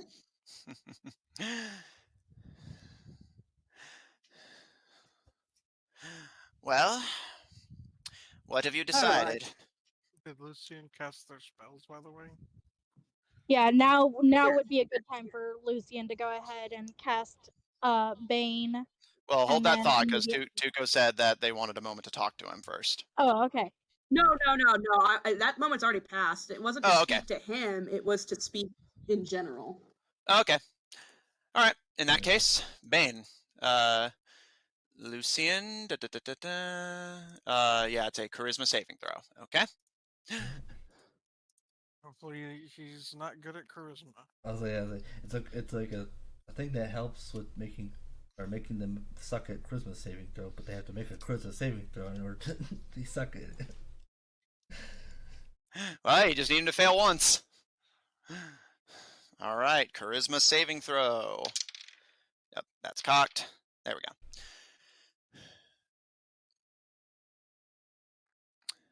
That is a success, I'm afraid.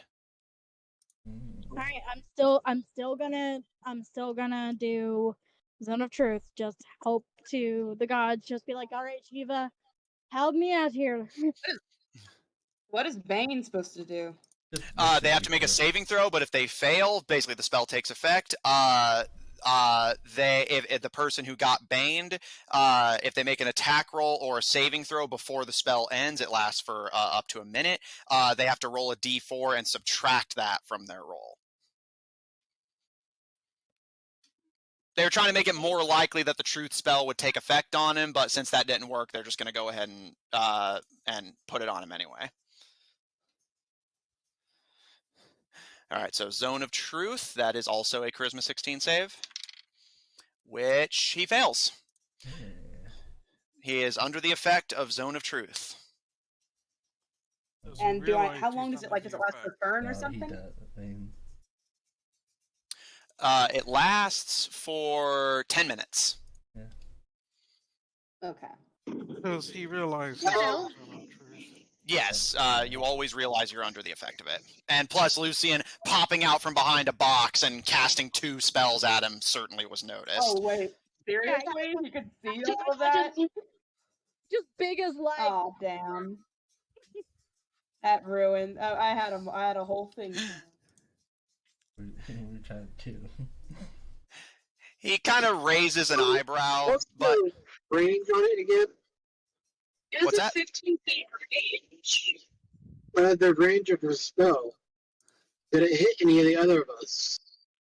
15-foot spell, isn't it? Yeah, it's a 15-foot radius. Tuco, it might hit you, but you can just choose to let it affect you. Basically, all it means is that you don't have to talk, but anything you do say has to be the truth. You can't deliberately lie while under the effective zone of truth. Yeah. By the way, Well, out of did he still curiosity- see her? Because it didn't seem like she came out and did it. Well, but even if he didn't, you know when you're under the effective zone of truth. So he knows someone cast a spell on him. Oh. Yeah, that's the one downside to that spell. You can't do it stealthily. Oh, shit. Well, shit, if I'd known that, I wouldn't. Or Caleb Fine. can come in. It's fine. If she's Yes. busted, it's fine. By the way, is there like a way down from the roof inside the building?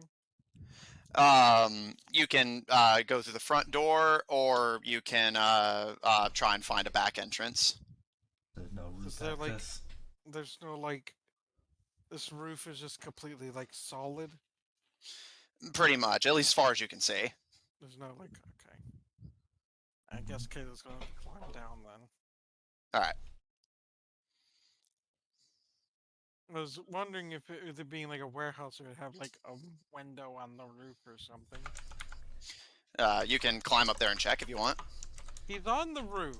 Well, You said you were just on a nearby roof. I didn't know you. But if you wanted to be on the warehouse roof specifically, then yes, there is a window on the left side. How far down is it? It appears to be about you'd estimate 20, 25 foot drop. Is there anything higher up he could like get to like in between? You can try and land on one of the storage boxes. How much height would that take off of it? You'd estimate about maybe 15, 20 feet. That's how much it would take off? Yeah. Okay. Alright. So that would make it like a fall that wouldn't like do damage. Mm-hmm. Okay, I guess that's what Caleb's gonna have to try to do. All right, we'll come back. Bro, to you. if you're gonna fall, just land on it. Just land on it. Take him with you. Alright. He kind of Yeah, quirks. as he said, Go on. I consider honesty to be very, very important when conducting business deals, my friend. Oh dear. I'm starting to think you don't trust me. Really? It's time to get that impression. As he gets a smile. If I take up your offer, is there some sort of backhanded affair to it? Define backhanded. Oh, please. Hexes, curses, all of that. Some sort of bind where I have to complete my end of the task or I drop. Well, that will depend on the matter of payment. I can give you your payment now, and then, yes, you will be contracted to me, and if you try to weasel your way out of the deal and do not provide me some sort of recompense, I can do whatever I like with you. But, in the interest of sportsmanship, you can refuse an upfront payment, and if you change your mind, you can back out without consequences, seeing as I haven't paid you yet. Right. Then. Alright, second question. Whenever we first had this chat, you mentioned that you weren't necessarily married to the girl at all. You don't really have any personal vendettas against her? This is some sort of ploy to slight somebody? You could say that. Who? patient confidentiality. Or customer confidentiality, at any rate. Ah, you're a cheeky bugger. It's not a lie. It's the God's honest truth. I value my customers' privacy. Well then, if I do take this contract of yours, and you said depending upon the payment, that is what comes with it backhanded. You mentioned though earlier that there are certain payments like that, and you also mentioned that you visited the other party members earlier. Did you give them something that is prohibiting them from stopping you or interfering at all in any way? Did he mention that? He did to Tuco, at least. He said he visited the others.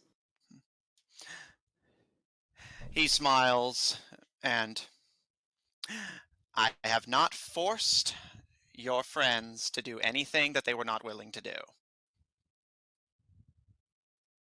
There's a flash in Tuco's eyes, just right. That was a very particular way to word it. Well, thank you for clearing the air. Of course. If you were to if you were to name one of them, would you? Customer confidentiality, I'm afraid. Figured as much. Thought I'd ask regardless. Well, with all of that in tow, yes, I accept.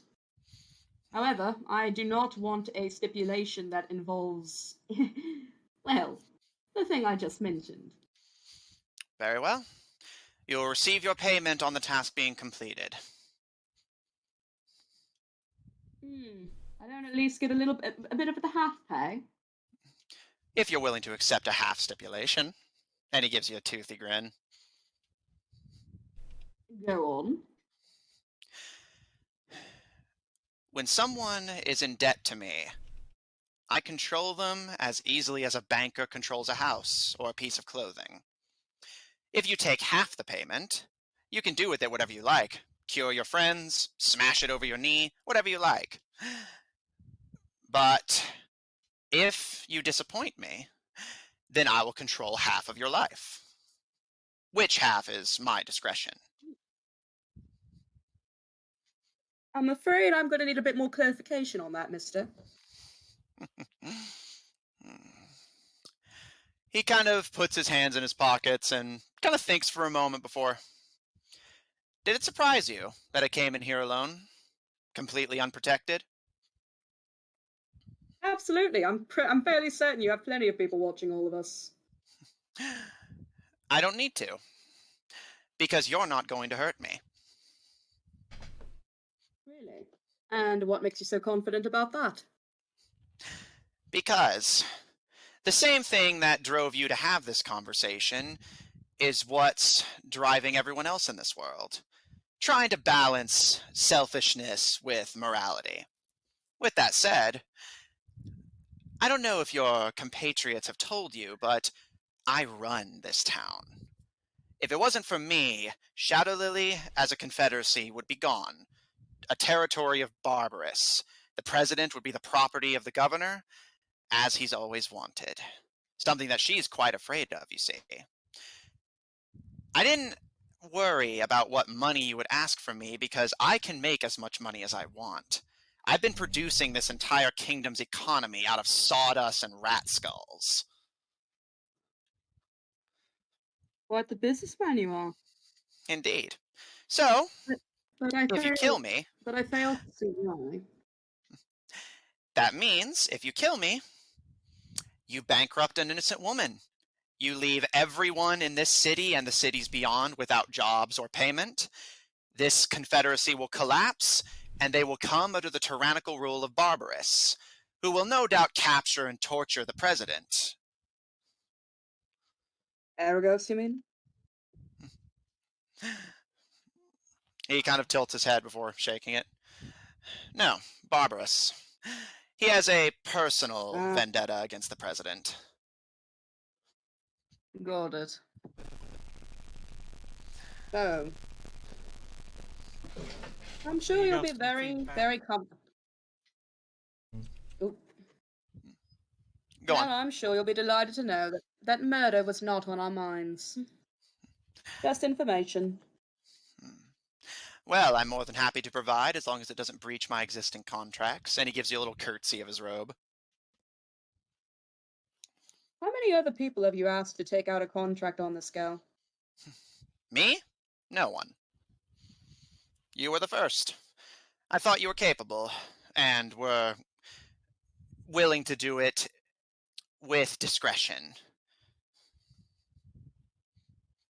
Oh, I still am. I just want to make sure. I will admit, you asking more questions than I expected, but I suppose you don't get to hire the best without expecting a few quirks. You can't exactly expect somebody who's been in the business this long to not ask questions. I can't You fault don't get that answers you instinct. like. You don't get answers you like, you just pack up shop. And go home a very happy rat. Indeed. So, Then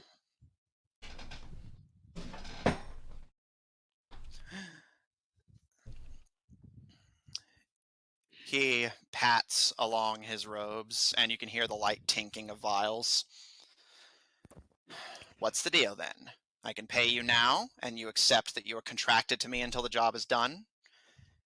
You can deny an upfront payment and are free to back out of the contract at your leisure, and we will never speak again.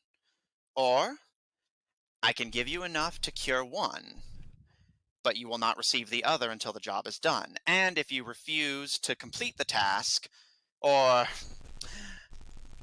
you are a talented person, perhaps you'll do the impossible and find a way to recreate my formula. If that ends up being the case, I will control half of your life.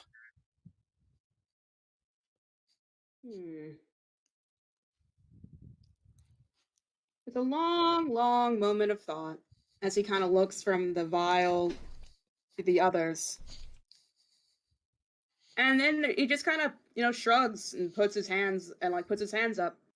Well, then I'm afraid it's a no deal, mate. I value my life, and I'm not going to contract it out to somebody who can take it away at a whim. Or make it difficult at a whim. Very well. Then our business is concluded, Mr. Slitherite. It's been an honor working with you. And you Can as well. Caleb try to climb down? Yeah, I'm assuming you're trying to do it stealthily. Yeah. Make me a stealth check first, and then Okay. afterwards make me an acrobatics or athletics, your choice. Okay, that's going to be a 21 on stealth. And Okay. then acrobatics is going to be an 18. Okay. You quietly open the skylight window and quietly jump down onto a storage crate, and you see Rejkar giving a bow to Tuco, their business seeming to be concluded. Does Tuco see Caleb? I Uh, assume he's coming up from behind since he's trying to be stealthy. yeah, sure, I'll allow that. Tuco, you see Caleb creep down from the rafters and on top of a nearby storage crate. And you see him pull out a dagger. Like, and he's just basically looking at you like, just kind of like trying to give you like a look like, should I spring a trap Yeah. kind of look? The confirmation, looking for a confirmation type of thing. Like, should I spring the trap? Oh, yeah. Because in general, the main reason we wanted to jump him was just to get the information like that, like who he knows. However, the only thing I could think at this point that we would want is for there to be, because oh yeah, I guess Here? one thing. Just I'm about to talk to Matthew in a moment, like the DM, I guess. Tuco like looks over to him as he heads out. Oh, and one more thing before you go. If you're killed, do all your contracts and everybody else dissipate? If I'm killed, yes, but the effects I've had on the world do not fade. And he kind of considers for a moment, and as mentioned, you will be, I believe the children of this town say, shit out of luck.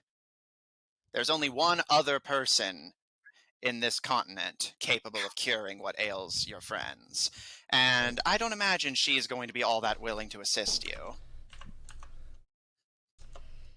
And who is she? At this, he actually kind of considers and gives you a smile and, well, I'm under no contractual obligation to her as of yet.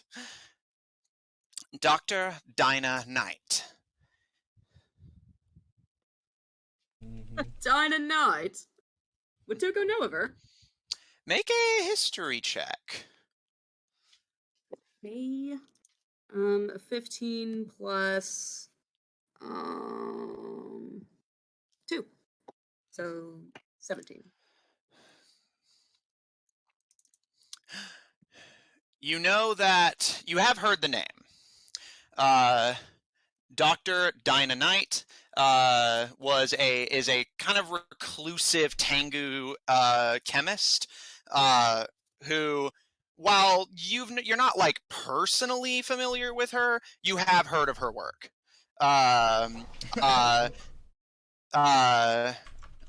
You know that she travels around this region periodically, offering her services as a mercenary and chemist.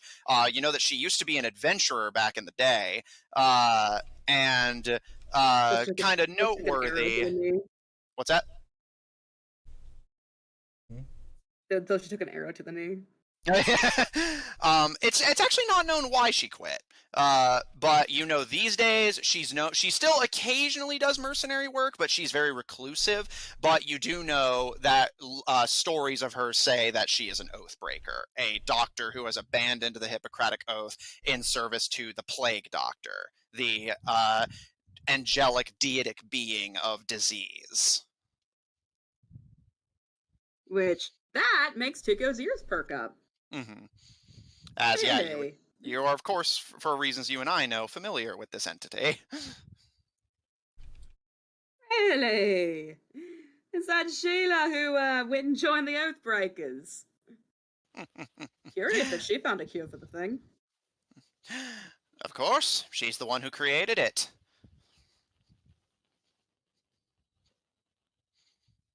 Really? Well then, I suppose I should have a talk with her then. Perhaps. I hear she's very eager to meet her most recent escaped experiments.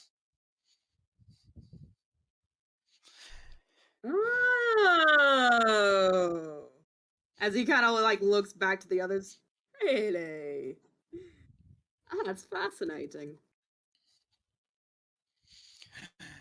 He gives a smile and kind of grinning cheekily to you. So, what say you? Is this enough so that we can skip the whole torture rigmarole, try and wring information out of my veins? I'm a busy man, understand. I have things to do. I have a kingdom to run, debts to collect, wars to start, wars to end. You know how it is.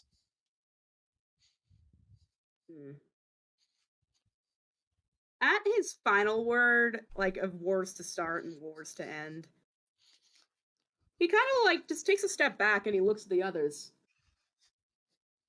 What do y'all think, guys? Okay, Let the jury Lucian's deliberate. Yeah, And, like- Lucian's gonna come out of hiding. Can Caleb try to do the whole thing or kind of behind him and putting a knife to him? Sure. Not like stabbing him, but like threatening Yeah, him. just threatening him, yeah. Caleb, you... okay, this then point, if you what- want to skip all of it, then it's rather simple. Hand over the cure. You have... And he puts up his hands as you press a dagger to his throat, and Lucian, you step out from behind your hiding place. You have done nothing to earn it, I'm afraid. I'm a Tabedran. It's what I do.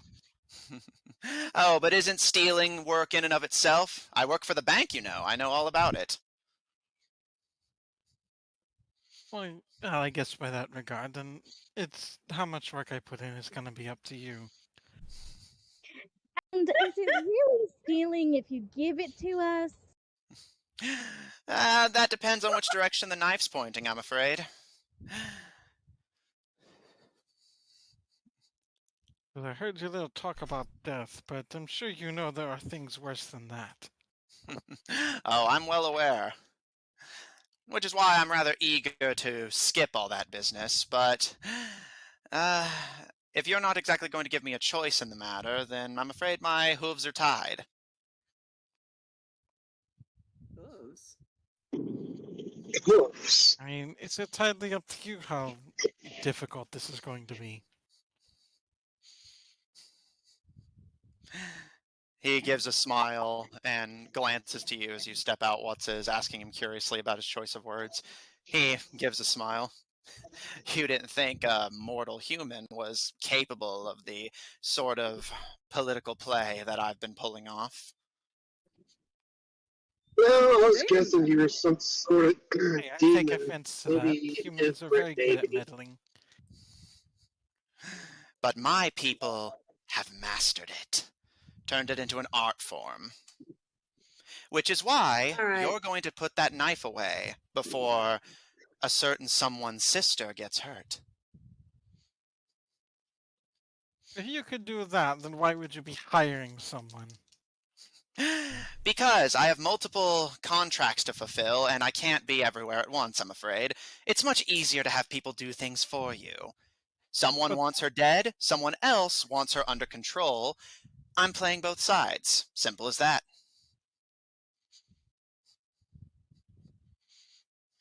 But if you have, that implies you have to be there, and you're not there. You're here. If you I can't- could do it from a great distance, then you would just do it. Which is why I'm not the one who's doing it. Mr. Gyoga, I believe you're familiar with a man known as Dr. Ampere Kaloum?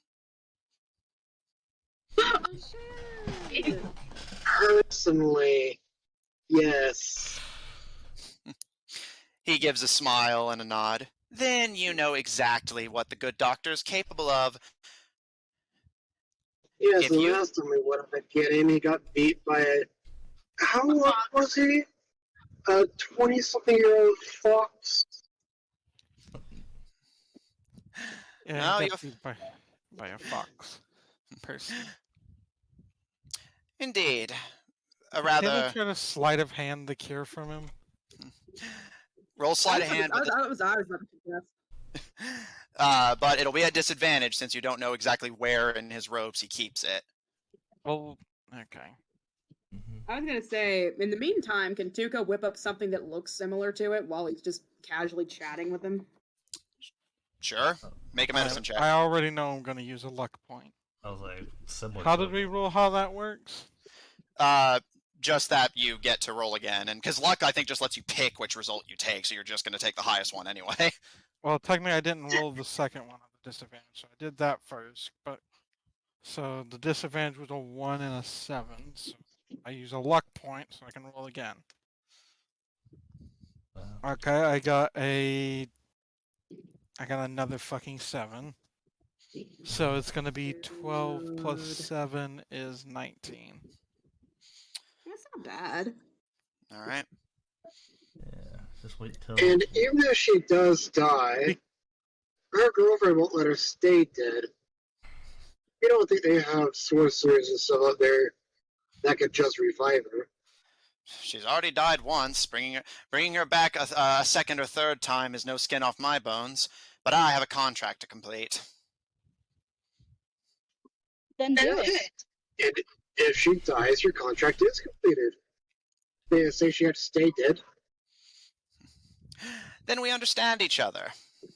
Caleb, as he's talking, you But start... if you do, your life is forfeit before you even get out of here. Family bond and all that. What happens next is on your head. Caleb, you rifle your hands through his pockets, and after searching for a bit, you're not sure exactly what you're looking for, but eventually you manage to procure what appears to be a kind of silvery liquid in a syringe, and you manage to find 2 doses and pocket them. Does he know I did that? You don't know yet. He Son doesn't. of a whore. So what's just... So, you do realize that we currently have a plan to kill Barbarous anyways, right? Of course. I don't care if you kill my customers. Heck, you can kill him now, even while I'm contracted to him. But does He that kind of invalidate your whole argument as to why we shouldn't kill you? If anything, I think if both of them are gone, then Tabedra's pretty near here. That might be an opportunity for my kingdom. He kind of gives a shrug, and you can do whatever you I don't like. think you're gonna intimidate him. All I have to do is send a message, and Kaloum has to flick a switch, and Melina Gyoger's life is forfeit. And sure, you can count on the good graces of the Lady in White to let her come back to life again, but I wouldn't count on it. Well, if somebody revives him, then tough shit for the Lady in White. Unless she has Iker. I wouldn't put it past Kaloum to do something like that. Is that really- Sorry. Revival won't get rid of the Iker. Isn't that right? And he'll look at the alchemist. The alchemist gives you a grin, and revival indeed will not cure what ails you. Do they have it? He is silent for a moment and kind of considers before shaking his head. No. What's going on in her blood is, in my opinion, far more interesting. What is it? Yeah, I crossed my arms. There's more than one way to bring someone back from the dead. Some more expensive than others. I'm very familiar with that, yes. Continue.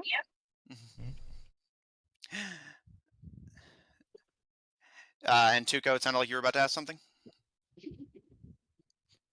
I already forgot. Sorry. Oh wait, never mind. Never Go mind. ahead. I was gonna ask, can Tuco do a check to see what kind of creature he is? Make a nature check. Or, actually, Also- sorry. Make that a perception check. That actually is, I had to check his sheet again.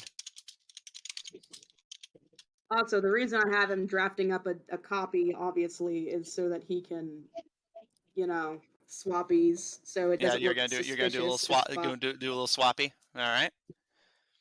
Like, a copy of what though? He never actually showed you the cure, didn't he? What'd you say? They never actually. Zevra was showed pointing out that it's similar to Caleb. You're doing a lot of guesswork on what the cure looks like since you never actually saw what he did. No, just that I he saw took. it. Well, no, because all you saw was that he took a vial of infected blood, turned his back to you, and then when he handed it over, it was 2 vials of different blood.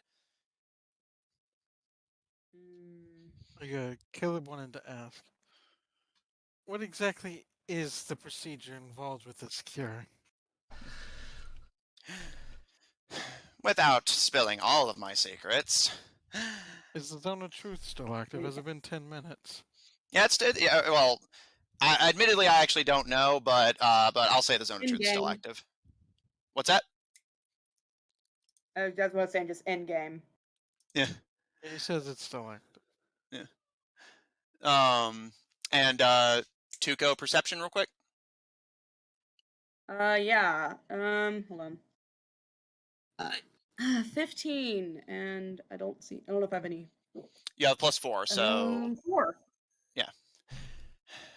19. Tuco, as you stare at Regcar, his talk of being something not mortal, and mentioning hooves as opposed to hands, you kind of watch him and you realize more and more that what you're all speaking to and interacting with is illusory.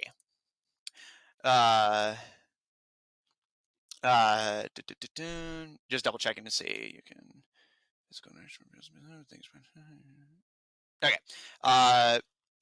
You see that he is casting an illusion to look human, and you're actually able to faintly make out what he really looks like beneath the illusion as you study him more and more.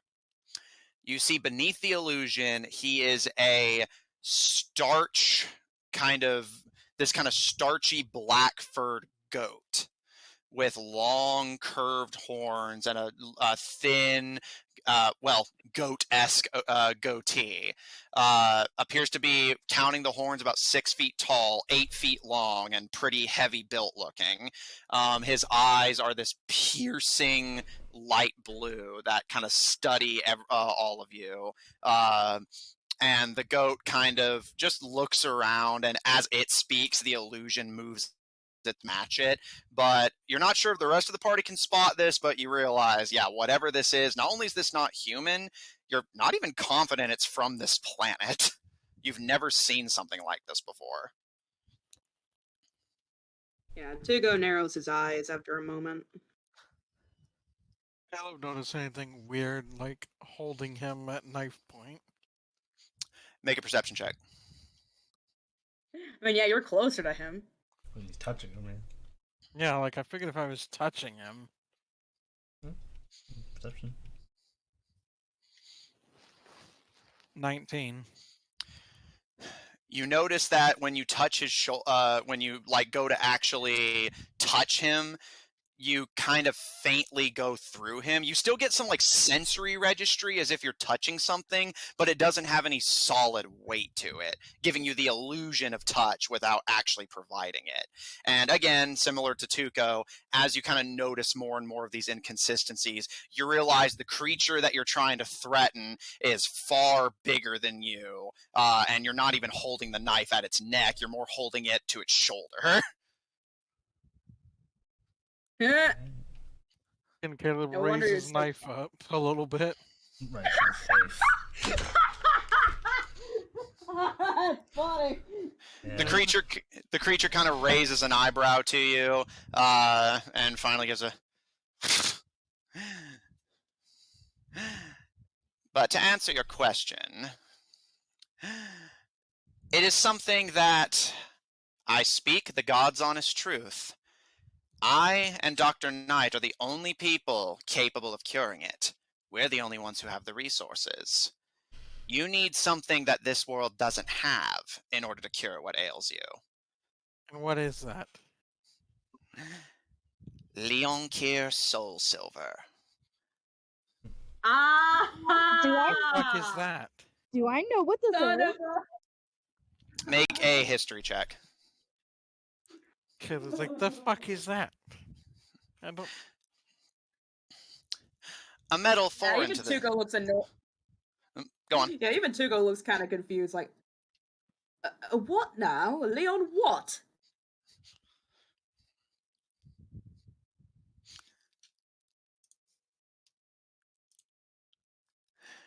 So you said Lucy. history, correct? Yes. Natural 20, so 28. You are familiar with both the Leonkir and their silver. The Leonkir are said to be a race from beyond the stars, a race of creatures that are foreign to this plane. But it is said that for their coming of age ritual, they will launch pilgrimages to this planet as essentially a coming of age survival. They will spend a year on Terra and then return home. Because of that, the Leonkir are these kind of almost pseudo-legendary creatures. Some don't believe they exist. Some simply mistake them on sight for sickly elves. But what is known is that they are incredibly wise, martially gifted, and possess alien technologies that are far more advanced than what this planet has. I imagine my father is very interested in these people. As for their silver, that is actually something that that evades you. Your father was always interested in the tales. Supposedly, the Leon Kier, there are said to be two factions of them, Kyrios and Kurios. And supposedly, the Leon Kyrios will sometimes come to this world wielding swords made of silver from their planet, where, if the legends are to be believed, when they strike your body, they phase through you and strike at your soul. One strike is all it takes to cleave the soul from the body completely.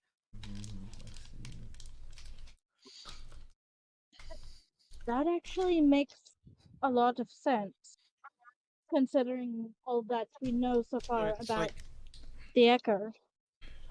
so it's like silver. What? How is it? How does it work? Do you drink it? Do you freaking inject it into your body?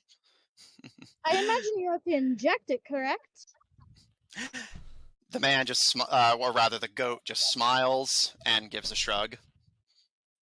Look, if you don't start, look, I don't know exactly what you are, but if you don't say something, we're going to find out if you have something called a trigeminal nerve. And trust me, it is not pleasant. And I will also say, while Caleb is, threatening you, I will tell you right now that I can break all of your bones in your body while naming them. Caleb, make an Have intimidation that. check. I'll give you advantage since Lucian helped. Yeah. Okay. Intimidation with advantage. Okay. I've got this little noodle body. Alright, so it's gonna be an 18. And what was the first roll out of curiosity? 18. Okay. Second roll was lower. Okay, I see.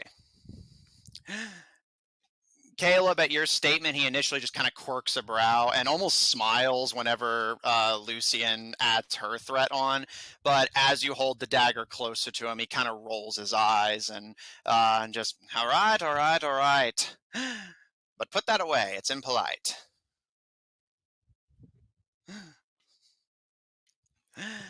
Oh, it's also impolite be using illusions. Let's see ya. He kind of quirks a brow, and very well. And the illusion drops. You all behold this black-furred goat with pale blue eyes that stands at 6 foot tall at the horns and just looks over all of you. And it's strange to be holding a conversation with a completely quadrupedal creature that, if you looked at him at a glance, you would just assume he was an animal. He's a quadruped? Yeah, I didn't say he was a goat man, just that he's a goat. Oh shit. You're a goat. In your tongue, I suppose you could say that. You a demon? Something like that. I'm what's known as a snegyak. Have I heard of those? Make a history check. Because, like, well, anyways, you answer our question. Can I also make a history check? Go for it. And Caleb, at you, he just plops to sit, and very well. I suppose I'll have to cancel my appointments. How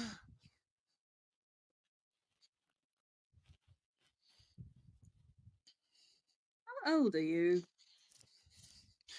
Wait, At this- he hasn't answered the question Caleb just asked and threatened him over. Although I will say, just so that does get answered, at this he actually kind of raises a brow, seeming surprised that that was the question you settled on. And in truth, that's a difficult question to answer. The place I come from, years pass very differently. Jeremy and I both rolled a natural 20. That makes sense. you are familiar, at least in passing, with the Snegyak. The Snegyak are said to be these demonic entities that come from somewhere beyond, similar to the Leon Kier. And it's said that they'll periodically roll up into an area, typically a small village, and essentially completely overtake it with their superhuman ability to provide resources.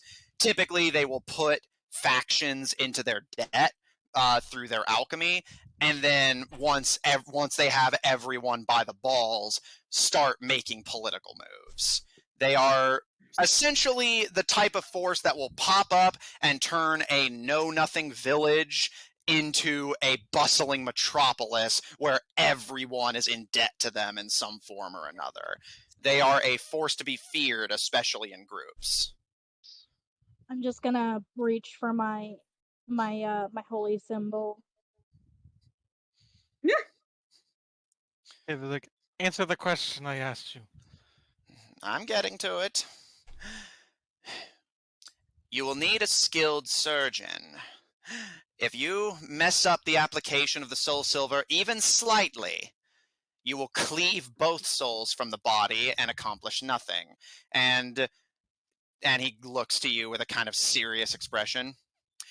Your companions will be stranded in the land of death with no way back.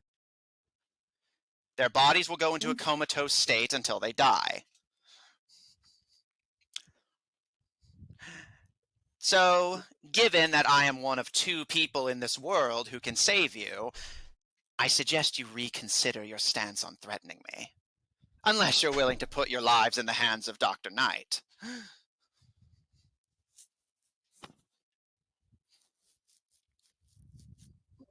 I don't trust either of you. I'm not asking you to.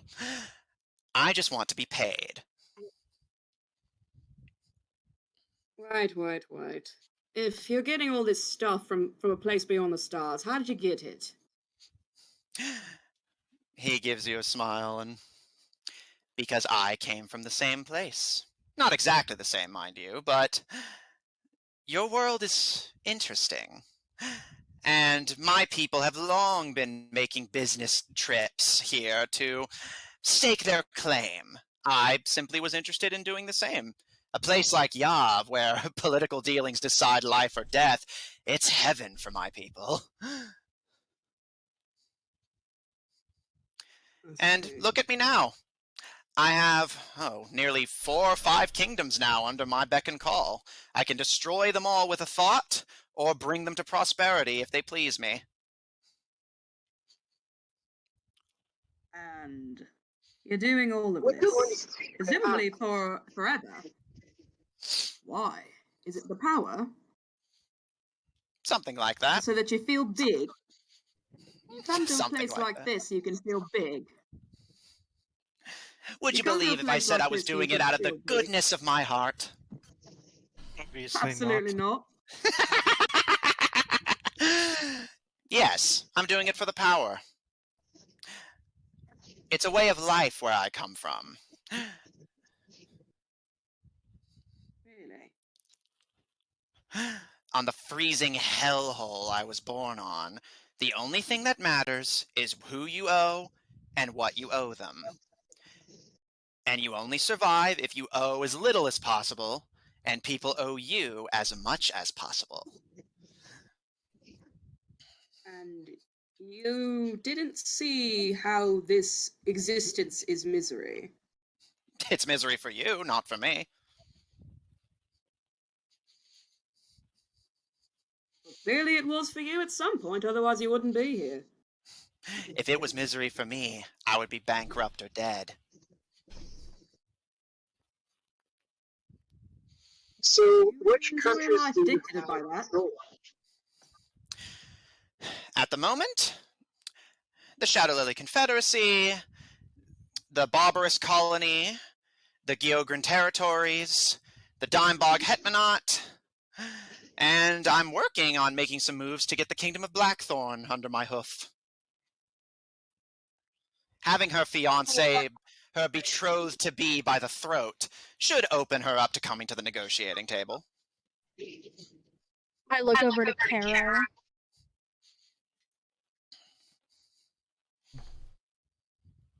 Caleb was just like, you haven't gotten us thieves yet. I don't need to. All I have to do is breathe harshly in your direction, and you'll do whatever I want. Is that so? It's quite so. Your king is a coward. That I won't deny you. But who knows? Things may be changing. Ooh, making plans. I can offer you some help with that. Yeah, no, I'm not going to be in your pocket. Suit yourself. Are we done here? Just one more Indeed. thing. If anything is even going to be considered, and you say this is some serious surgery thing, I think it's only fair that we know what you're going to do to us. If somehow we worked out a deal for this. At this, he actually kind of considers. Caleb, make a persuasion check. Persuasion check. Also, Matthew. What's up? 19. Noted. What do I know about his race's prowess? Like as singular opponents.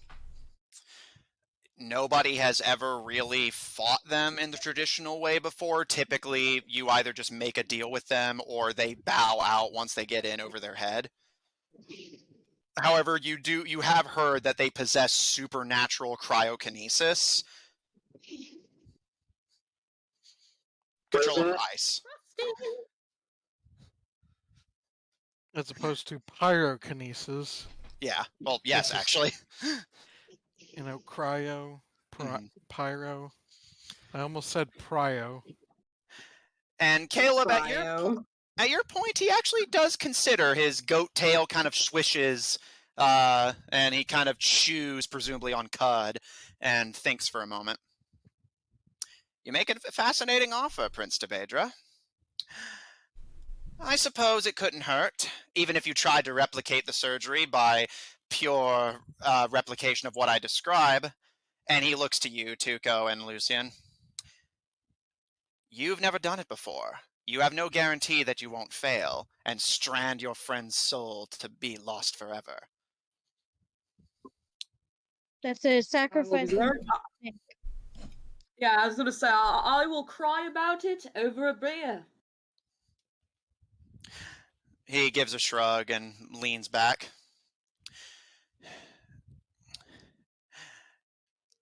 You must melt the silver into a liquid form and then inject it into the blood. That will divide the foreign soul from the body. But if you wish to preserve that soul, you then must trap it.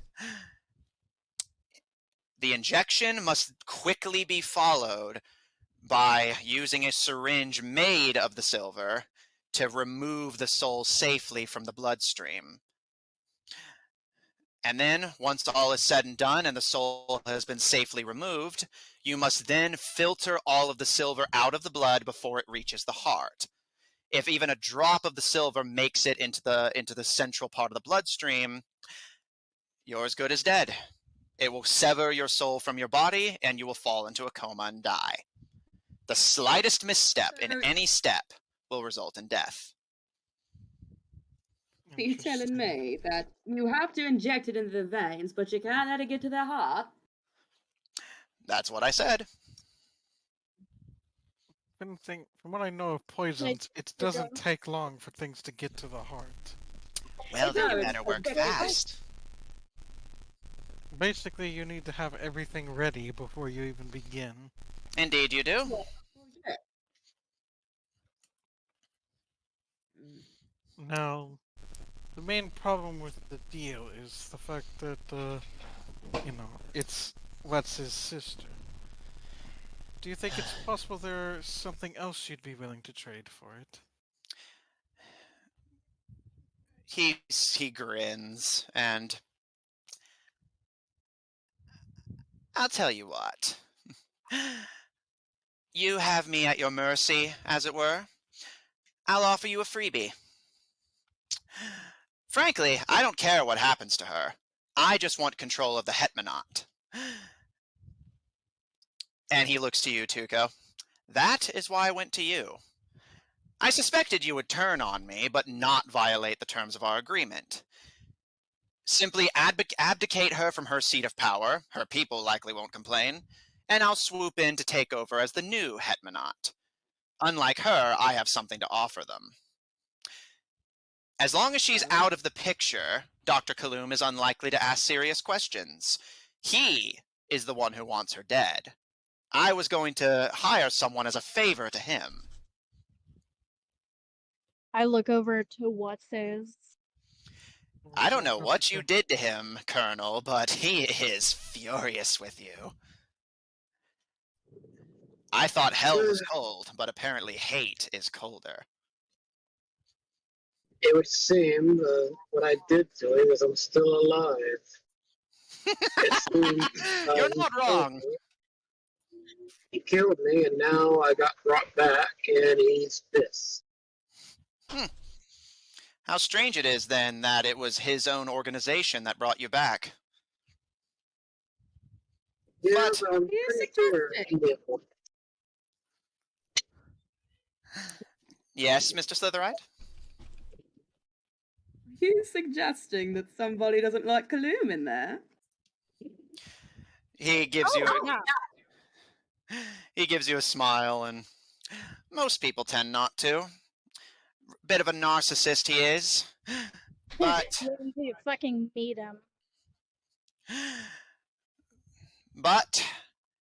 he did not sign a contract with me. He simply asked if it was within my capabilities to hire an assassin to have her killed.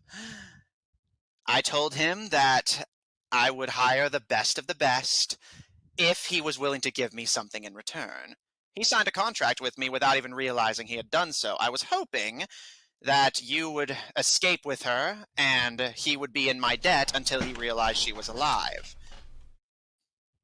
Having a man that genius under my employ would be quite the resource. I could really make this kingdom into something. So, Is that right? And what? After a moment of thought, I can see him just. Well, what's the deliberation, folks? what you're saying Can I is ask you you a don't have to question? kill her. I'm sorry, what did you say, Caleb?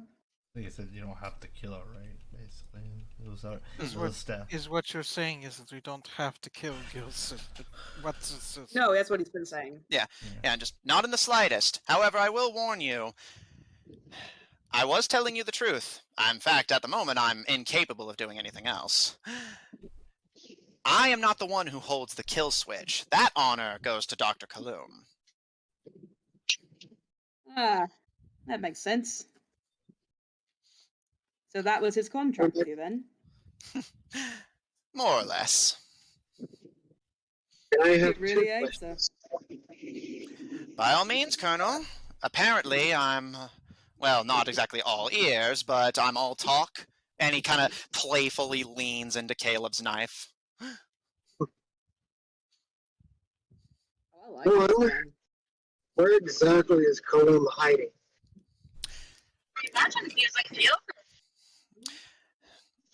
The mage is right.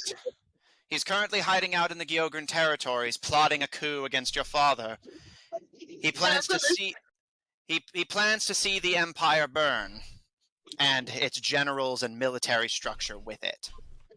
Very much including you and your kin. Do you have a more exact location on where he's at? He kind of tilts his head and smiles and swear to me that I can leave this place alive and unharmed, and I would be more than happy to share. I have knowledge of everyone who owes me. Everyone.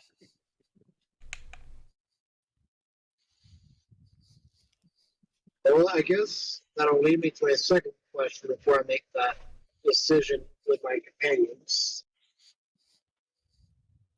What would it take for you to give up control of Kyogre and my sister and her them? Give up control of the Gilgren what? Of the Gyogren territories and his sister, I believe. He actually considers for a moment, and...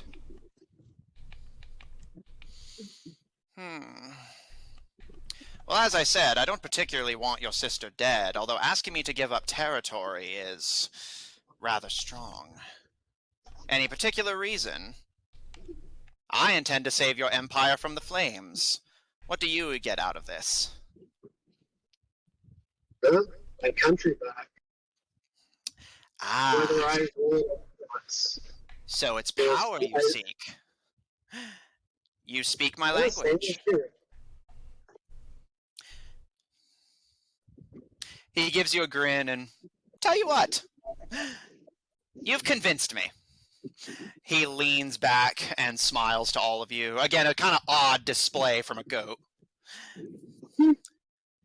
Let me go, and I will offer you my very considerable resources and power in aid to your quest. All I will ask for in return is that when any of you ascend to take political power, you make an alliance with my territories. Oh, I guess that applies to Gil. He's the one making a deal with you. Indeed, although don't expect any help from me if you say I said no. what? I meant what's his... My bad. No worries. I'm being particularly bad about that one today. What do you say, Colonel? So does he seem like he's being completely honest? Is he still under this the influence of spell? Make an insight check. That one. You want to roll my dice? It's a 15. Yeah, he seems like he's being honest. He'll help you track Kaloum, and in exchange, he just wants to be able to not be tortured and killed here.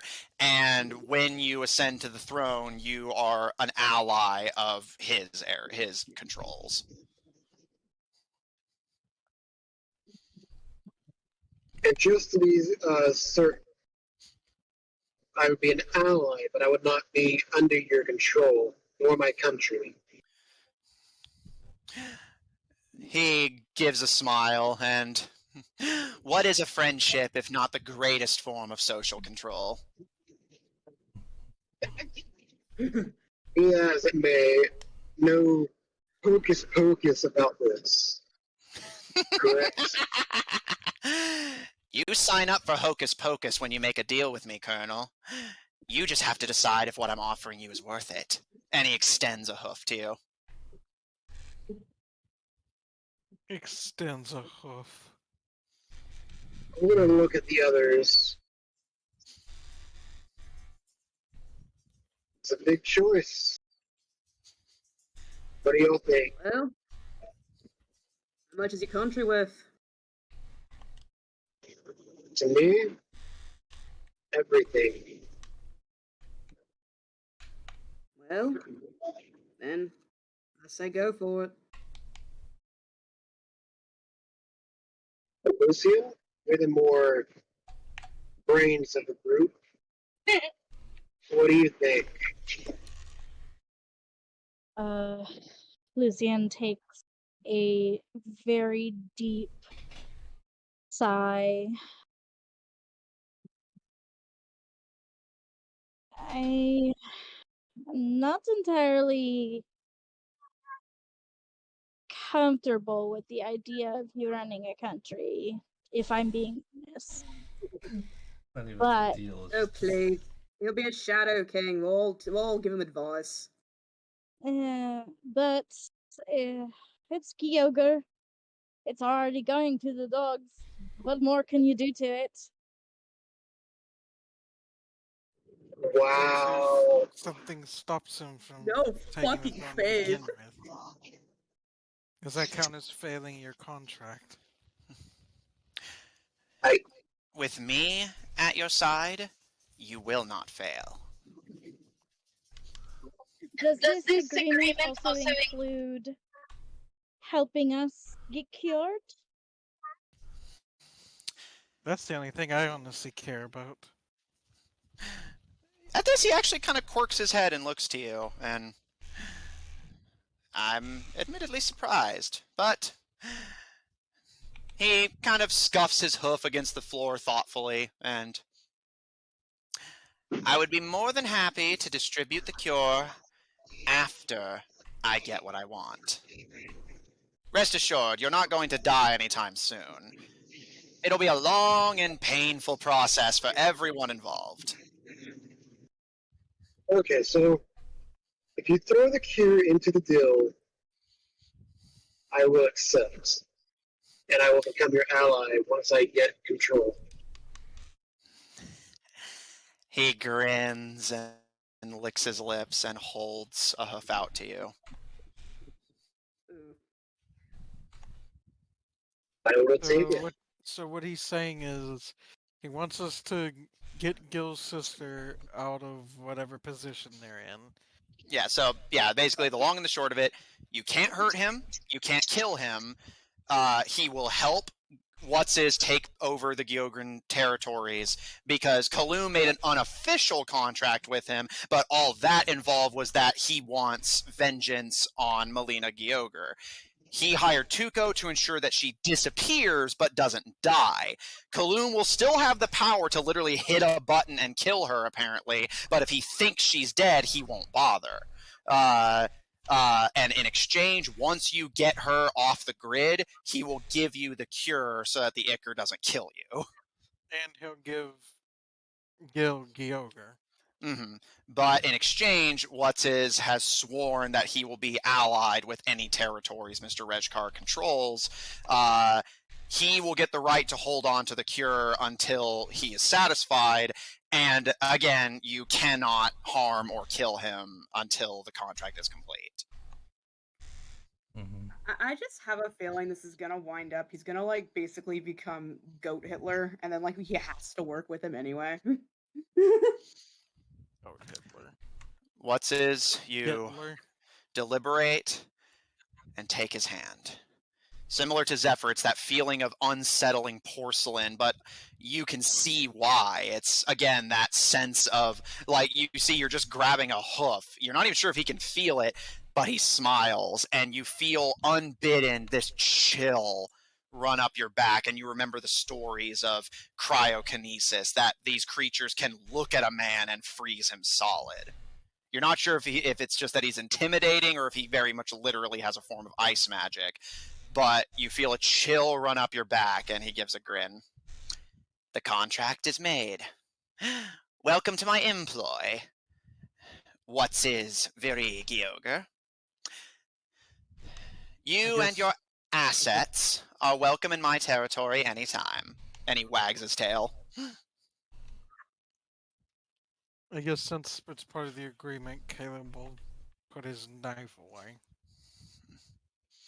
Caleb's like, man, I was hoping you'd make it more difficult. I pride myself on being a man who's easy to work with. My employees love me. Why do I doubt that? When they fear you. Or even mutually. How many employees do you actually have? Trade secret, I'm afraid. But I have eyes and ears everywhere. That's all you need to know. Is there any other business? Indeed, I did offer you a more exact readout of Mr. Kaloum's location. He gives you a smile, What's-His, and Dr. Ampere Kaloum is dead. Has been dead for 10 years. He's currently buried not far from the capital of Gyogr, in the military graveyard out near the monument. The Zone of Truth. That's a bunch of bullshit. Nope, Zone of Truth is still up. Yeah, farther now. Are Okay, you then able who to the ignore fuck- Zone of Truth? I'm not. I'm speaking the truth. Then who the fuck is he? Then who's using his name? He gives a smile, and I don't believe that was part of our arrangement. You it's shaky. sneaky. But the man who has assumed his identity is currently leading a rebellion in the Gyogran Statocracy under an assumed name. Ask for Vultra, and the rebels will take you to them. Voltra? Can you write that down for me? Also, just out of curiosity, you wouldn't happen to know anyone who may have cast, I don't know, a sleep spell on me? He kind of quirks a brow and smiles, and I may. What do you want? It was you, wasn't it? Was it you? No. If I wanted to negotiate with you, I would do it face to face. And he holds out a hoof to you, and will you be an ally to me when you ascend the throne, Prince Tabedra? If you... Oh, not for that cheap. A shrewd negotiator. Well, then I'm afraid it's going to be a mystery.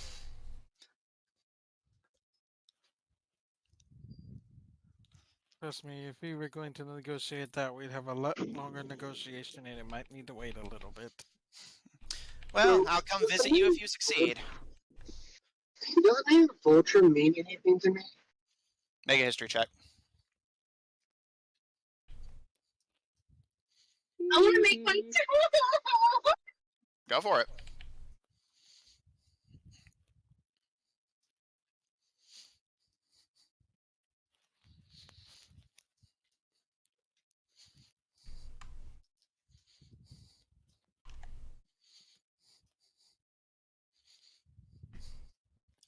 I got a 23. Okay. What's his?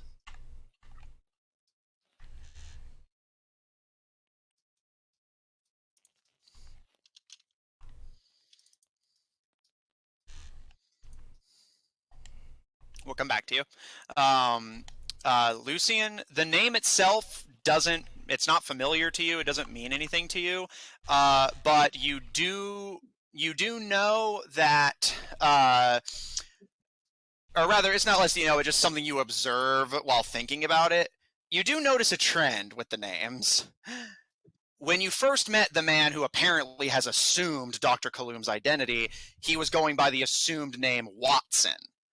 The name of the identity he's stolen is Amp here Kaloom, and he is now leading a rebellion in Gyogre under the assumed identity Vultra.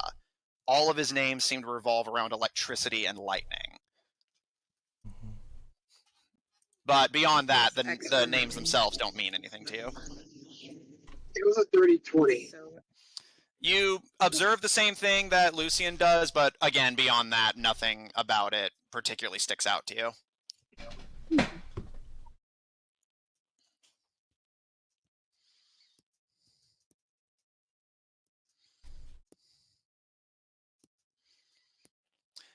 Great. Our agreement settled then? I'd say so. You're all shrewd negotiators, I'll give you that. Feel free to find me if the need arises. I'll be sure to find you.